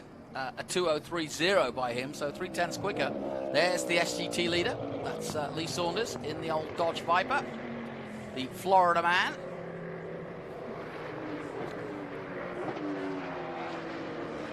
And here's that Maserati again. Good battle with the Supra. But now down, that's Colin Cohen down in 14th position.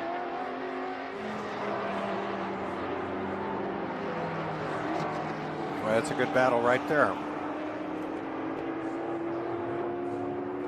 Yeah, very good battle. And the Maserati Supra again Supra's coming goes up forward the up inside. Coffey. This is the GT battle. Oh boy, it's a little skinny there. Very skinny indeed. And these two have been at it for the entire race. Very different cars, but really Fast in mixed their own nicely. way in Yeah, certain exactly. parts. Joey De Silva in the Toyota Supra in GT, and then in 9th place, Chris Coffey in the Maserati.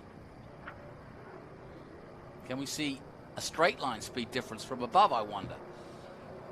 Yeah, the Supra is definitely closing in as they head towards the hairpin. It definitely looks lighter and smaller. Yeah. Can't quite do it then at Cube 3. This is going to continue, I think, till the end of the race. Yeah, Now that Supra's a Tony Abe prepared Yes, car. it is. And they're experts at those Toyotas nowadays.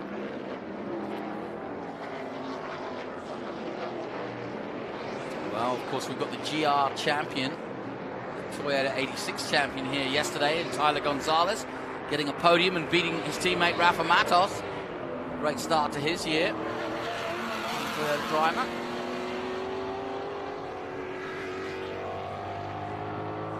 There really is nothing between these two, is there? No, it's a good battle.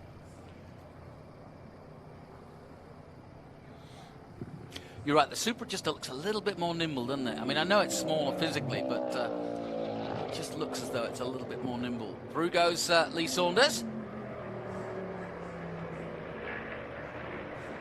Forsyth going through in the 58 in the Corvette, the all green. Then John DeGainer in 8th.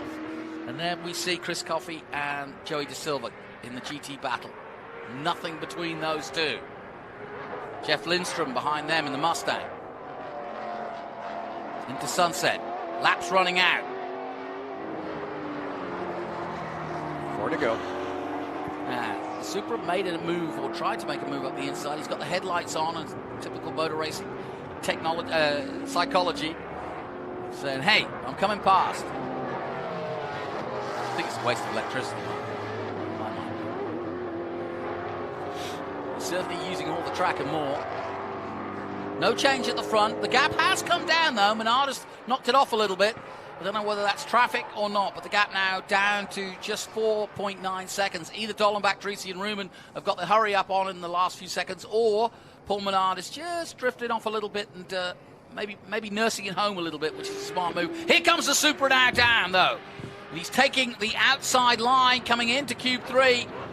And that's a hard place to overtake. And sure enough, Coffey makes it nice and wide and makes it impossible for the Supra. It gets out of shape on the exit. It's a good battle right there. It really is. Chris doing a really good job of defending here. The Supra seemingly just a little bit quicker, but finding it hard to get a place to overtake. There's the outside. Into Tower now. And again, Coffey defends. Heading towards Bennett's Bridge Hall, Bishop's Bend.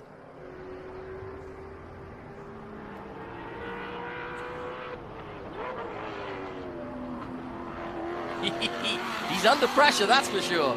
Driving in his mirrors. Do you ignore your mirrors at this point and just drive like hell? No, you may have to block. Yeah. You have to know where he's at. You have to. There's nothing between them. Now, let's see if the Supra can get close enough as they exit 16. Here we go. And this is good. This is looking good. Chris Coffey's going to have to get wide, but unfortunately, look at this. The Supra's coming fast. And he's already alongside here on the long Ullman Straight. Surely this is the pass. This is it. Coffey can do no more than he can at the moment, and through goes the Supra and takes the position and leads GT. Nicely done. I think that Supra's better through 17 as well, so he should gap him here. Coffey Maybe now not. trying to take a different line. Now he'll have the inside line. The Supra should just hold on into the first corner, and this has been a great battle. De Silva has the advantage, 9th overall and leading now in GT. Oh boy. He's trying to make it stick. He knows how much pressure he's had to put on Coffey, and he knows the same will be true if he doesn't get away from him quickly. He's trying every which way to get away from Chris Coffey, but actually, while trying to push on, he's actually giving it back to Coffey, who's catching him through the twisty bits. Okay, there's Paul Menard. Yep, Menard comes through. There's Dollenbach. Let's have a look at the gap between them this time. Yeah. Might have come down a bit because Dollenbach's managed to get away from Dreese and Ruman quite considerably. Dollenbach's running the quickest laps of the race right now. He's outrunning Paul Menard. Paul Menard's on cruise control, but he's not going to let Dreese catch him. The gap is officially 4.5 seconds between the pair, and with 25 of the 27 gone, there's a little time for Dollenbach to catch up, and as you rightly point out, yeah, he was just a little bit quicker, but Grant and Ruman are still in their battle. McNichol's 23, doing a good job, looking for a good result, Amy Ruman, 4th at the moment. Grant up to 2nd at one point, dropped down now to 5th place, Keith Grant. Yeah. They're having a good battle. As I said, Amy drives the widest car in the world. She's very difficult to pass, but she's also very fair. But she does what she has to do to keep you behind her. Yeah, Keith's of the Grants. Keith is the one we've seen the least of in Trans Am anyway. Milton and Richard and Carrie are often, well, almost every weekend at Trans Am. But Keith does his own sort of formula racing and prototype racing, and then, but when he comes, he's always competitive. Always. He's very well prepared. He loves data, and he can see where he can improve, and then he goes and does it out on the track. So he's very good, very smooth, and you know, he was in 2nd place for a long time in this race. What happened? He might have an issue. I'm not sure. Well, if whatever issue it was, he seems to have rectified it because he's on the pace with Amy, who hasn't had a problem all race long, which is often the case with that 23 McNichols car, sadly. I've had many an interview with poor old Amy saying, oh, this happened this time and this happened. She had a lot of bad luck last year. I talked to her right at the end of the season, and she said, you know, on paper it was a decent season, but things just kept going wrong. Got a lap car coming up between Menard and Wally. Dreesy's still third, and he's a safe third too.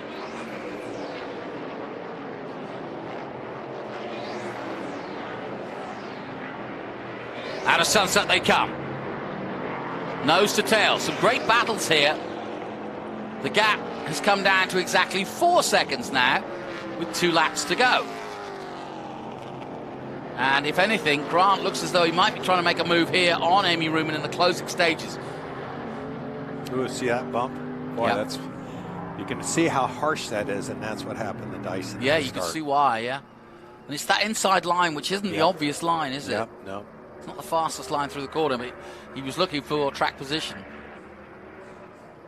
Ruman and Grant were on identical times, 2:03.1 last time out. And so even though we're getting to the closing stages of this, they are absolutely firing on all cylinders, no question. And now using the traffic if they can, or certainly Amy will be looking to use the traffic if she can. It's pretty tight there. Yeah, very tight. And they've got another car, as we see from above, in front of them. No change at the front, still 4 seconds the gap between Menard and Dollenbach, but Dollenbach definitely just a little bit quicker in these closing stages. Wally's cooking off 2:01s, everybody else is 2:03, so we're not going to catch him. Yeah, no kidding. Here's Richard Grant. Keith's dad right there. Yep. Go on, son, sort it out. Don't take your son out, Richard. As you say, they have a very similar painted car. It's easy to see where the Grants are on track. On board with Dreesy again. Good start to the season for the all-new look Dreesy Motorsports, having bought the Showtime setup. And Look in a at moment, Wally. He's not that far he's behind. not at all far behind. We're going to get the white flag this time, and Menard is either in control or under pressure. I'm not sure which yet. Here we go. White flag waves, and Dollenbach is definitely there. Dollenbach does a 2:02.9 last time out, and that's a 2:04.5 from Menard. So either the tires are going off for Menard. Is he in trouble? He is in trouble, I think, because here comes Wally Dollenbach. Got a lap car there. Get out of the way. Let's go. Let's go. He's still got a lot of work to do, though, has Wally. It's going to be interesting.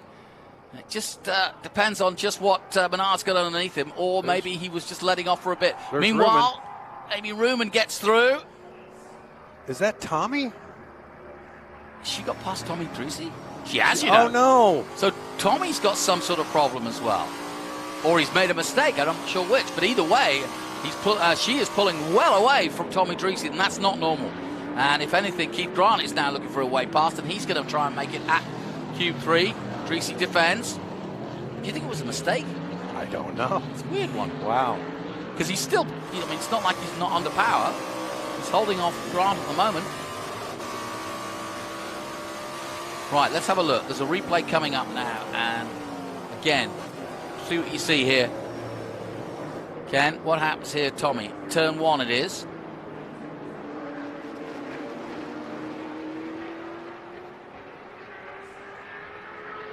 Well, I'm not sure what that tells us yet. She just this is the got move. up She just inside got of the him. inside and made the move. Fair and square. Just a great overtake. Wonder what happened. Wow, fantastic stuff. Well done. Caught him out a little bit. There you go. We see it from above. Yeah, she just got better drive on the exit of 1 and used it. That is classic stuff by the former champion on another former champion. Final lap then. Here comes Paul Menard, and Dollenbach did his toughest race of a long time, and the Ultimate Headers number 4 kept him honest. The gap down to, 2 seconds in the end. Good for Paul Menard. Well done. Nice Paul job. Menard wins race 1 of the Good season. job, Wally. Wally Dollenbach Awesome. takes second place. And with Dyson out and Ernie Francis just making an appearance out. Amy Podium. Ruman takes the podium. Wow. What a race. Tommy Dreesy takes 4th. And as you see, Keith Grant in 5th. You never know what's going to happen in Trans Am. Last lap and all. Well, that was fun. There's the youngster. Larson going through. Well done. A lot of exciting stuff today. Yeah, really good stuff. And Paul Menard, that's a great way to start his campaign. And he said to me before the race that the plan is to do the full season, and that's given him a jump start on Chris Dyson. So that's good for all of us who are following the sport, because that means as we head to Atlanta, as we head to NOLA and a few others, we've got a championship on our hands. Yeah. And, there's always going to be the likes of a Brabham, perhaps, or some extra ringers coming into TA. You never know. We might coax yourself back out there before. We got a spare car. You never know who will put in that one. Or a TA car. That's right. Oh, yeah, of course you do. Yeah. Wow. Have our Riley sitting right there.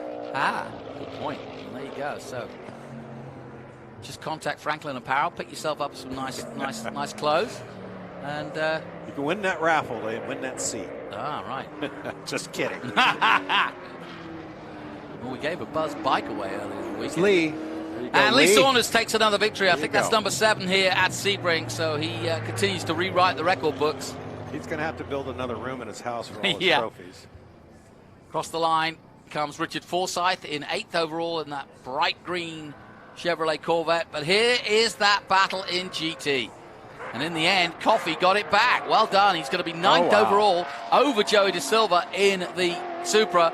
So those two went for a race-long battle, but in the end, it is Chris Coffey who's going to take the checkered flag. I don't know what happened. I thought the Subaru was in control when he got that pass done. But as it is, it's going to be Joey De Silva rounding out the top 10. 11th will be Joshua Carlson. I'll guarantee you, Tommy Dreese right there has got his finger on the radio button. Yeah. He'll be chatting away to you. Who's his engineer today? I think JJ Ferrillo. Okay. He's the Tommy Whisperer. Yeah. Interesting to hear what Paul Menard has to say. Oh, so happy for Paul Menard. That's awesome. And Genelosi's Motorsports. 3G. He's still only 43 years of age, and he's got plenty of racing left, especially in Trans Am. And I think this is a great place for an ex-NASCAR guy to come and enjoy his racing in cars that that are challenging, but not the sort of rough and tumble of an NASCAR or Xfinity. No, or the tough schedule. Yeah. And all that, and most everything is on the East Coast. Yep. He lives in Charlotte, so. I was amazed at Justin Marks, just how many races he managed to do yesterday, last year. You never know. We do have his car in our shop ready to go whenever he's ready.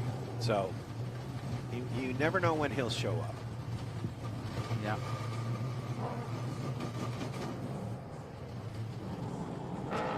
And into Blaster Force Tools. Hey, I got to run down to the podium. Go for it.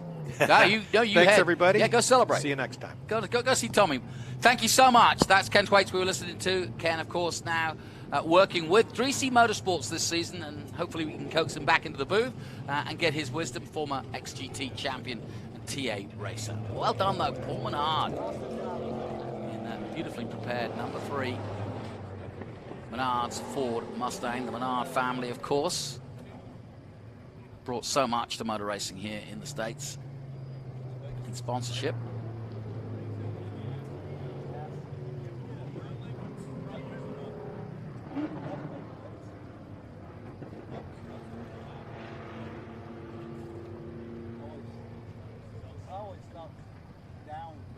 And in a moment he'll pop out the car, and I'm sure Ben will have a word. There we go.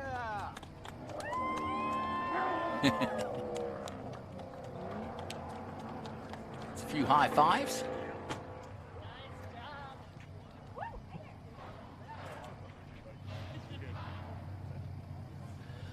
So why don't we join Ben Sissel, who, after the congratulations, will be the first to talk to Paul Menard, our winner of TA today. Well, thank you so much, and welcome to the Jim Weed Winner's Circle. And I tell you what, these Master Force Tools did a really good job of building you a new race car. Paul Menard back on the top step in TA at Sebring. I know that's extra special to you. It is. It's only my 3rd time here, and the first 2 times we've been really fast. We've had mechanical problems, but Paul Genelosi's team put together an awesome Ford Mustang, and great power, flawless weekend. We had one little hiccup the first time on track, but after that, thing was fast every session. And how about Wally? He was coming at the end. He's making me push a little harder than I wanted to. I almost spun out turn 7, just trying to get a little bit more. But it was hot and slick, and the Pirellis held up. man, it was a fun series.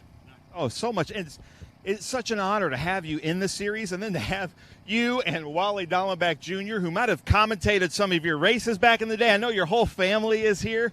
And then just to Paul Gentilozzi, the whole 3GT racing team, Rocket Sports, unbelievable effort through the offseason. Yeah, I mean, they're so good. They've been around this sport, and between Trans Am and IndyCar and IMSA, they're professionals. They know what it takes to put together solid and fast pieces, and I'm really looking forward to Road Atlanta and moving on from there.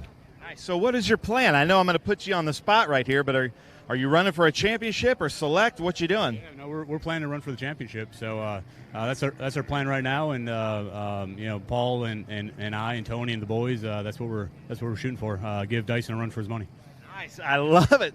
Well, there you go. Paul Gentilozzi, Paul Menard, 3GT Racing. What a great start at the Sebring Speed Tour with TA. And Jonathan, back up to you in the booth. And that's music to our ears to hear that Paul Menard is planning on racing for the championship and giving Chris Dyson a run for his money. Lovely. Just what we wanted to hear.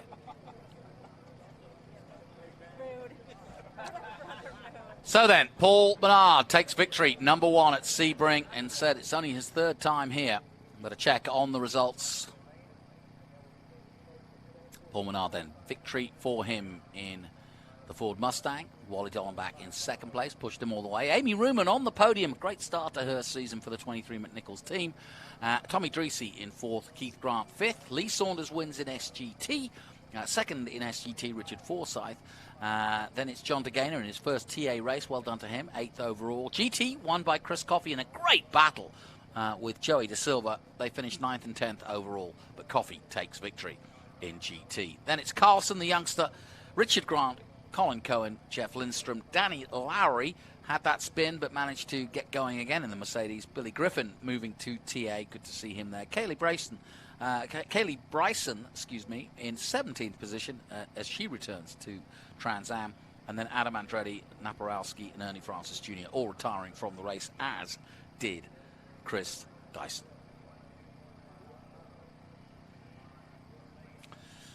So, without further ado, let's take a look at some of the action from our TA race. Trans Am presented by Pirelli, and off we went.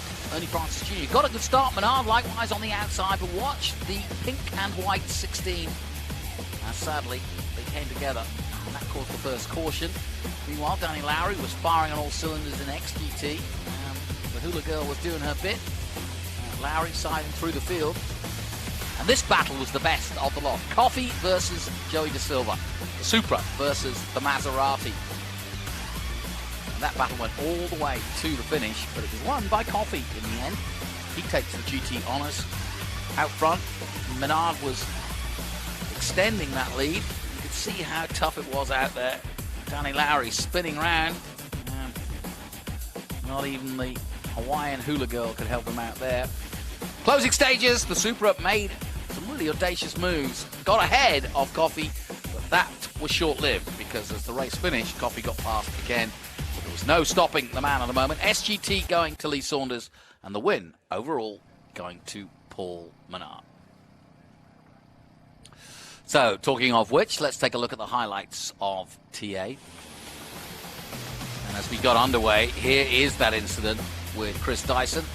And Dyson just hitting a bump, and then really just the car was out of control and he could do nothing about it. And sadly for Ernie Francis and Chris Dyson, both out of the race at the first corner. That caused the first caution.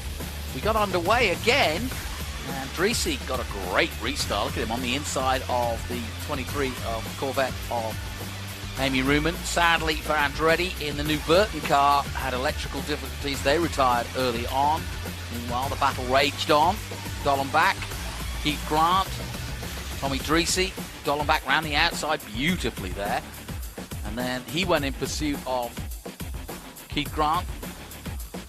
Makes the move, as does Dreesy. And Amy Ruman also in the thick of it and would take 3rd place. And this audacious maneuver on Dreesy, lovely. But the winner, no question, Paul Menard, led from start to finish. Dallenbach reeled him in, but it's Menard's win. Let's head down once again to Ben Sissel.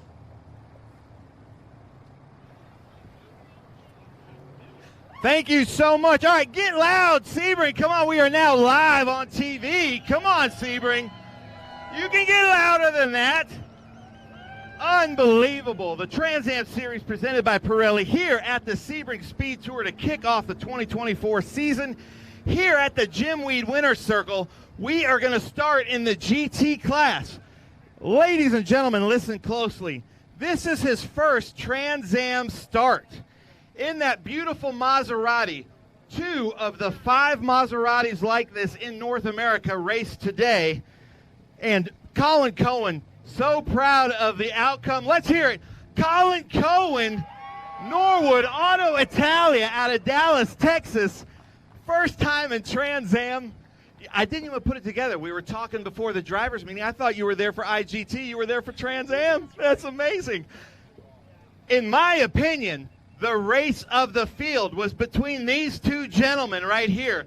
That beautiful white Toyota Supra and that beautiful Traffic Graphics Maserati in second place, but it could have gone either way. Let's hear it. Joey De Silva in that beautiful white Toyota Supra.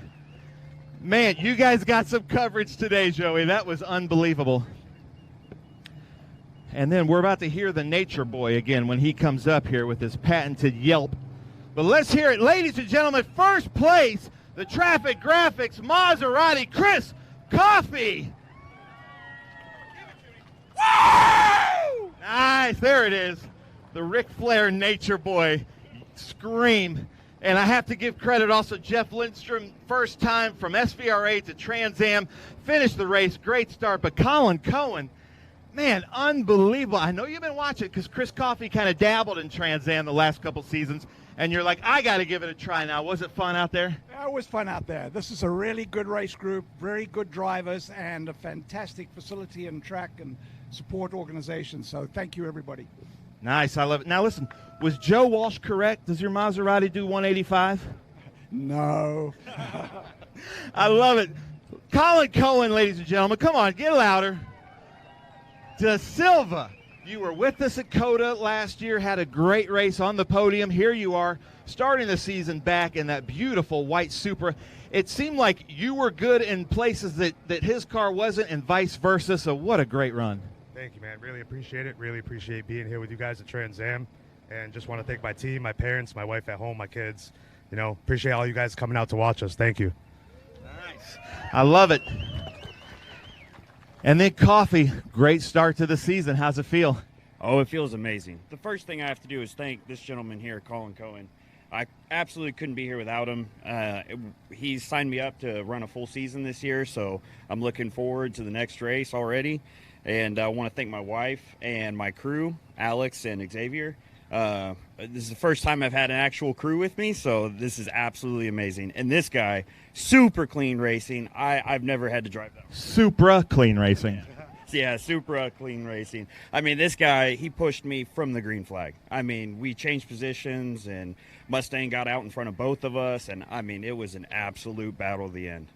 And you guys put on an absolute clinic on how to drive really hard against each other, but sportsmanlike, and just put on a clinic on how to do clean racing. So we appreciate, you guys appreciate that? I like it. Nice. All right, let's hear it one more time. Colin Cohen, Joey De Silva, and Chris Coffey. Come on now, get a little bit louder. Hold those up. There we go. And now if you guys want to keep your Sunoco hats, you can, but you can also throw them out to the crowd. Anybody want a Sunoco hat? People mildly do, I think. You guys got to get louder than that for some hats. There we go. Colin, so awesome to see you up here, man. Let's hear it one more time. Colin Cohen, Joey De Silva, Chris Coffey. Colin Cohen is always on our International GT podium. Jason Hart. Jason Hart's out there. Jason Hart with Norwood Auto Italia. Congratulations, guys. All right, they're all of age, so go for it, gentlemen. Get loud, Sebring. Careful on those steps, Coffee. That's got to taste good. Hey, De Silva, That was so good. Good, clean racing. Unbelievable. Thank you so much. You guys put on a heck of a show. Thanks a lot. Coffee. See you at the next one, man. Nice job. Yeah. It burns. It does burn. Super GT. Ladies and gentlemen, are you ready for Super GT? Come on, don't sleep on me yet. In third place in that beautiful number 36, let's hear it. Joshua Carlson. In second place, we met him last season at Worldwide Technology Center in that beautiful Corvette. Let's hear it, Richard Forsyth.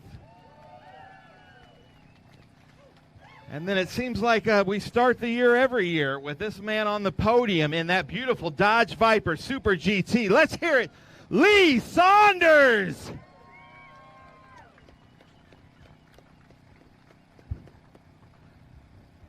So, Josh, tell us about your outing out there. Good start to the season.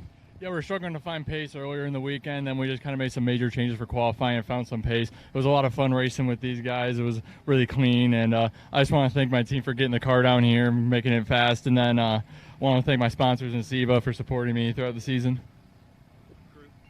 Crew. I love it. Let's hear it, Josh Carlson. Forsyth, you've been with us, what, now 4 races? And always on the podium, is that right? Nice. Well, let's hear it, man. Richard Forsyth. It's a pretty good winning record there. Yeah, I appreciate that. Thank you. And what a great crowd, and what a beautiful facility, and the amazing fans, all these great people, and these amazing rides everywhere. It just blows me away. I'm a huge gearhead like all the rest of you. But Josh here was a real clean racer, and Supra Racing was amazing. Everybody raced clean, and I appreciate them. And most importantly, my amazing G-Speed team, my sponsors, Sambuca Restaurant and the new Rayleigh Restaurant we opened. And I hope you guys will come out sometime, and I'll buy you a drink. But really appreciate y'all. Well, then where is this new restaurant? It's in Las Colinas. It's the Rayleigh Underground. It's right behind Toyota Music Complex. Nice. We'll hold them to that, right, ladies and gentlemen? All you got to do is say you were at Sebring Speed Tour. Lee Saunders, man, nice job. And I saw your crew here. They were a little shorter than I was used to seeing your crew. Yeah, they are. First of all, I'd like to thank my Lord and Savior, Jesus Christ. What a wonderful day, beautiful day.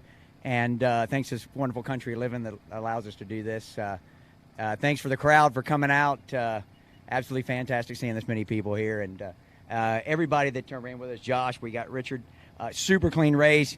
He was really keeping me worried. If he hadn't had transmission problems, we might have switched here. So, but a big thanks to my wife and my family who came out. But a special thanks to tell you how big of a family Trans Am is. My crew, my normal crew, wasn't able to make it this weekend, so I had competitors fill in. Unfortunately, Ricky Sanders, no relation, no you, had a problem, so he got to be my crew chief. And then we had Ken from Todd Naporowski's team fill in too. So that's just an awesome. This is such a great group of people. You can't get any better than this. Actually, just a couple hours ago, I saw Todd Naporowski, your competitor, bringing you new fluids. So that's the kind of family we have here, ladies and gentlemen. Come on, let's give it up for these guys. Hold up those trophies, gentlemen. Josh Carlson, Richard Forsyth, Lee Saunders, Super GT at the Sebring Speed Tour, Sebring International Raceway. Hey, and Wayne, I got to say, every year kicking off our season here, thank you so much. Ladies and gentlemen, how about a round of applause for Wayne, the president of Sebring International Raceway? Are you guys having a good time here? Always a fantastic time, and always we love working with your staff and the crew here. Fantastic track. Thank you very much.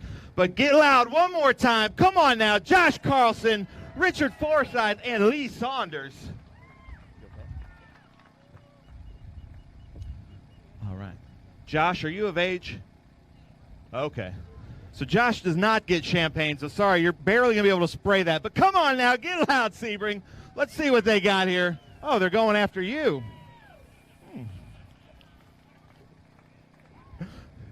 That's going to be sticky, guys. Nice job. Nice job. Yeah, exactly. Blame it on the winner, right? Good job, guys. Thank you. Congratulations. All right. Now, ladies and gentlemen, this is quite an honor for me because we are about to bring up some absolute legends in motorsports, starting with a two-time TA champion, starting off her season really good in that McNichols Steel red Corvette, making a pass for the podium on the last lap. Let's hear it. Amy Ruman.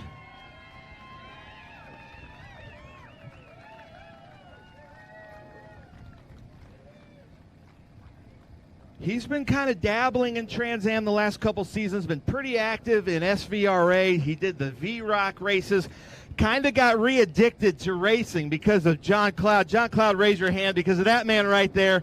Sponsoring 2 Trans Am cars this weekend with Ultimate Headers. But one of my commentary heroes back out racing is so cool to see. Let's hear it. Wally Dallenbach Jr.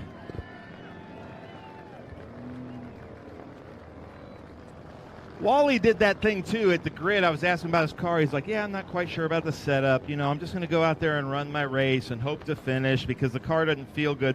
Somewhere in that race it started feeling good because you were gone.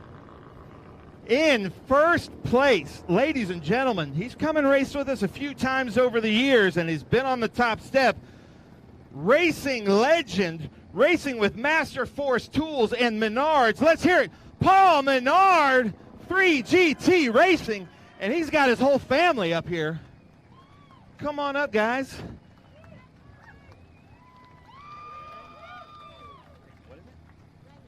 Remy? And what's your name? Remy and Bo, stand right here. We're going to put your dad on the top step. So, Remy, did you enjoy that? Was that so cool to see your dad doing that? Yes. Yes, I love it. I love it. Just like Paul, they're kind of with few words. Amy Ruman making a pass on the last lap for the podium, but be honest, look me in the eyes, was it extra special that it was Tommy Dreesy? You guys love to keep that alive, but of course it was extra special. Yeah, it was special just to pass anybody right now, so I mean, I'm glad that we got this done. I want to dedicate this one to my dad's birthday is Tuesday, and my engine builder Fish is his birthday's on Tuesday, so happy birthday to them. And I couldn't do it without McNichols and OMP and all my sponsors, and most importantly my team and the guys. You know, we faded a little in the middle of the race, but thank God for cautions and sticking with it. You got to be there at the end. It doesn't matter until the last lap. So, I love it. Amy Ruman, ladies and gentlemen. Bob Ruman, raise your hand. All right, everybody, just say happy birthday to Bob Ruman right here. There we go. I love it. Wally Dallenbach, man. Were you just playing tricks on me, or did they get the setup right? But, man, nice job. So cool to have you back on the podium here at Sebring. Thank you. No, it's really the first time I even sat in this car was on Thursday, and the guys have worked really, really hard. We were definitely out to lunch yesterday, and but we threw a bunch of stuff at it today, and we just kind of took our time, and the car felt pretty good as we went along, so we decided to go for it. But it was fun. It was a blast. The car worked great. Thank you for John. Ultimate Headers. I mean, John and Deb decided to get a new car at this race last year, and this is his debut, so we're looking forward to doing some more. Nice. I love it. Now, Wally, be honest with me. I'm sure that you've commentated some races with Paul Menard, even maybe raced with him. So when you saw him on the list, you had to be like, oh, no. I don't think we haven't really actually raced that many times together. You know, yeah, a couple of those. But, you know, I know how good he is in a Trans Am car, and for sure I knew he was going to be tough this weekend when I found out he was coming. I love it. Wally Dallenbach Jr., ladies and gentlemen, a Trans Am champ back in Trans Am. And then Paul, unbelievable, man. It's so, I mean, you've been in all the cars. I remember you in a Dodge, a Ford, and a Chevy. And it's cool to have you in a Ford with 3GT for the first time, and you're on the top step. Doesn't get any better than that. It's pretty awesome. It came together fairly quickly too with Paul Gentilozzi and 3GT. We started talking over the winter, and let's go racing. I mean, he wanted to do it, I wanted to do it, and we got some support from Menards and Master Force Tools, and here we are. The car is great to be back in a Ford Mustang. I've had a great relationship with them through the years, and the motor is so smooth. It's a smooth engine. It was built for road racing. The car was just fast all weekend. We hardly put a tire wrong in it, and Wally, man, he was coming at the end. I had to push it a lot harder than I wanted to, but he was fast. And congratulations to these two up here, and we're hoping to do you know, the whole season and give Dyson a run for his money. Nice, I love it. You might have to get past Wally Dallenbach and Amy Ruman also. Let's hear it. Two-time champion Amy Ruman, Trans Am champion Wally Dallenbach Jr., and then our winner Paul Menard with 3 GT. Paul Gentilozzi is back. You guys can let Remy and Bo throw out some hats too. Anybody want a hat from Remy and Bo? We got one over here. There you go. Here you go. Here you go, right here. All right, Sebring. Even you, Marvin Gray. I need you guys to get really loud. Come on now, one more time. Amy Ruman, Wally Dallenbach Jr., and Paul Menard. Sebring Speed Tour, Sebring International Raceway at the Jim Weed Winner's Circle. Oh, sorry. Man, I love this crowd. We love coming to Sebring. You just can't ask for better staff, better track, beautiful weather. Are you guys enjoying your weekend so far? Who's coming back next year? Hey, that guy didn't raise it. Are you coming back next year? All right. I'm going to put you on the spot. There we go. Come on now. Amy Ruman, Paul Menard, Wally Dallenbach Jr. Dude, that is awesome. Hey, seriously, it's an honor just to be up here with you guys. Nice job. Unbelievable race. Hopefully you guys had some fun. Come on up here for some Jim Weed, ladies and gentlemen. It'll keep you up tonight, though. Just be aware of that. So, I got to get my kids to school tomorrow. yeah, hey, Paul, nice job. Unbelievable. Yeah, you don't want to give your kids that, Paul. So that does it here for the Trans Am Series presented by Pirelli. A fantastic weekend. Make sure you all go to the fan walk starting right now on pit lane with our groups 1, 3, 4, 5B. That does it here for a Trans Am at the Sebring Speed Tour. Jonathan, back up to you. Thank you, Ben. Great stuff, as always, as we look high above the Sebring track. I hope you've enjoyed our coverage of Trans Am. The season is off and running, and with a definite vow to give Dyson a run for his money. That's our 3-time in a row champion, and unfortunately not finishing the race today. So they've got a points advantage, certainly Menard has. And don't forget, you can see all the highlights of both the TA2, that's the Cube 3 Architecture TA2 series, starting on Thursday. This Thursday, the 29th, at 8 p.m. Eastern. That'll be followed by the highlights of the race you just saw, and we'll bring you everything. All on MAV TV this season. Thursdays is your night for Trans Am. All right. We'll say goodbye from Sebring, but more of the Speed Tour to come on the internet, so stay with us there. But until next time, at Atlanta, bye-bye for now.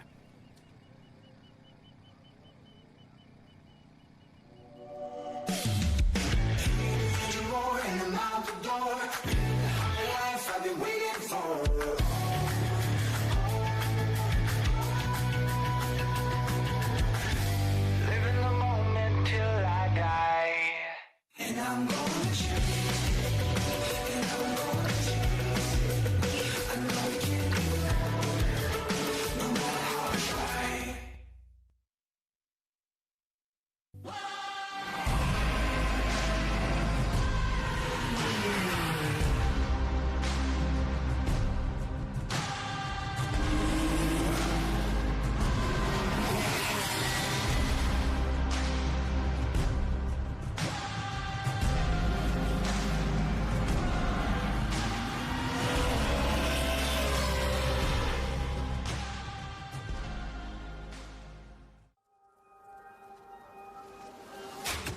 Good is this? Look at this view from Losowski. It brings all my fans, it brings the audience into the car with me. We turn 140 mile an hour entry speeds. The quickest and most efficient way for me to get information to my drivers is from using the V-Box HD2 system.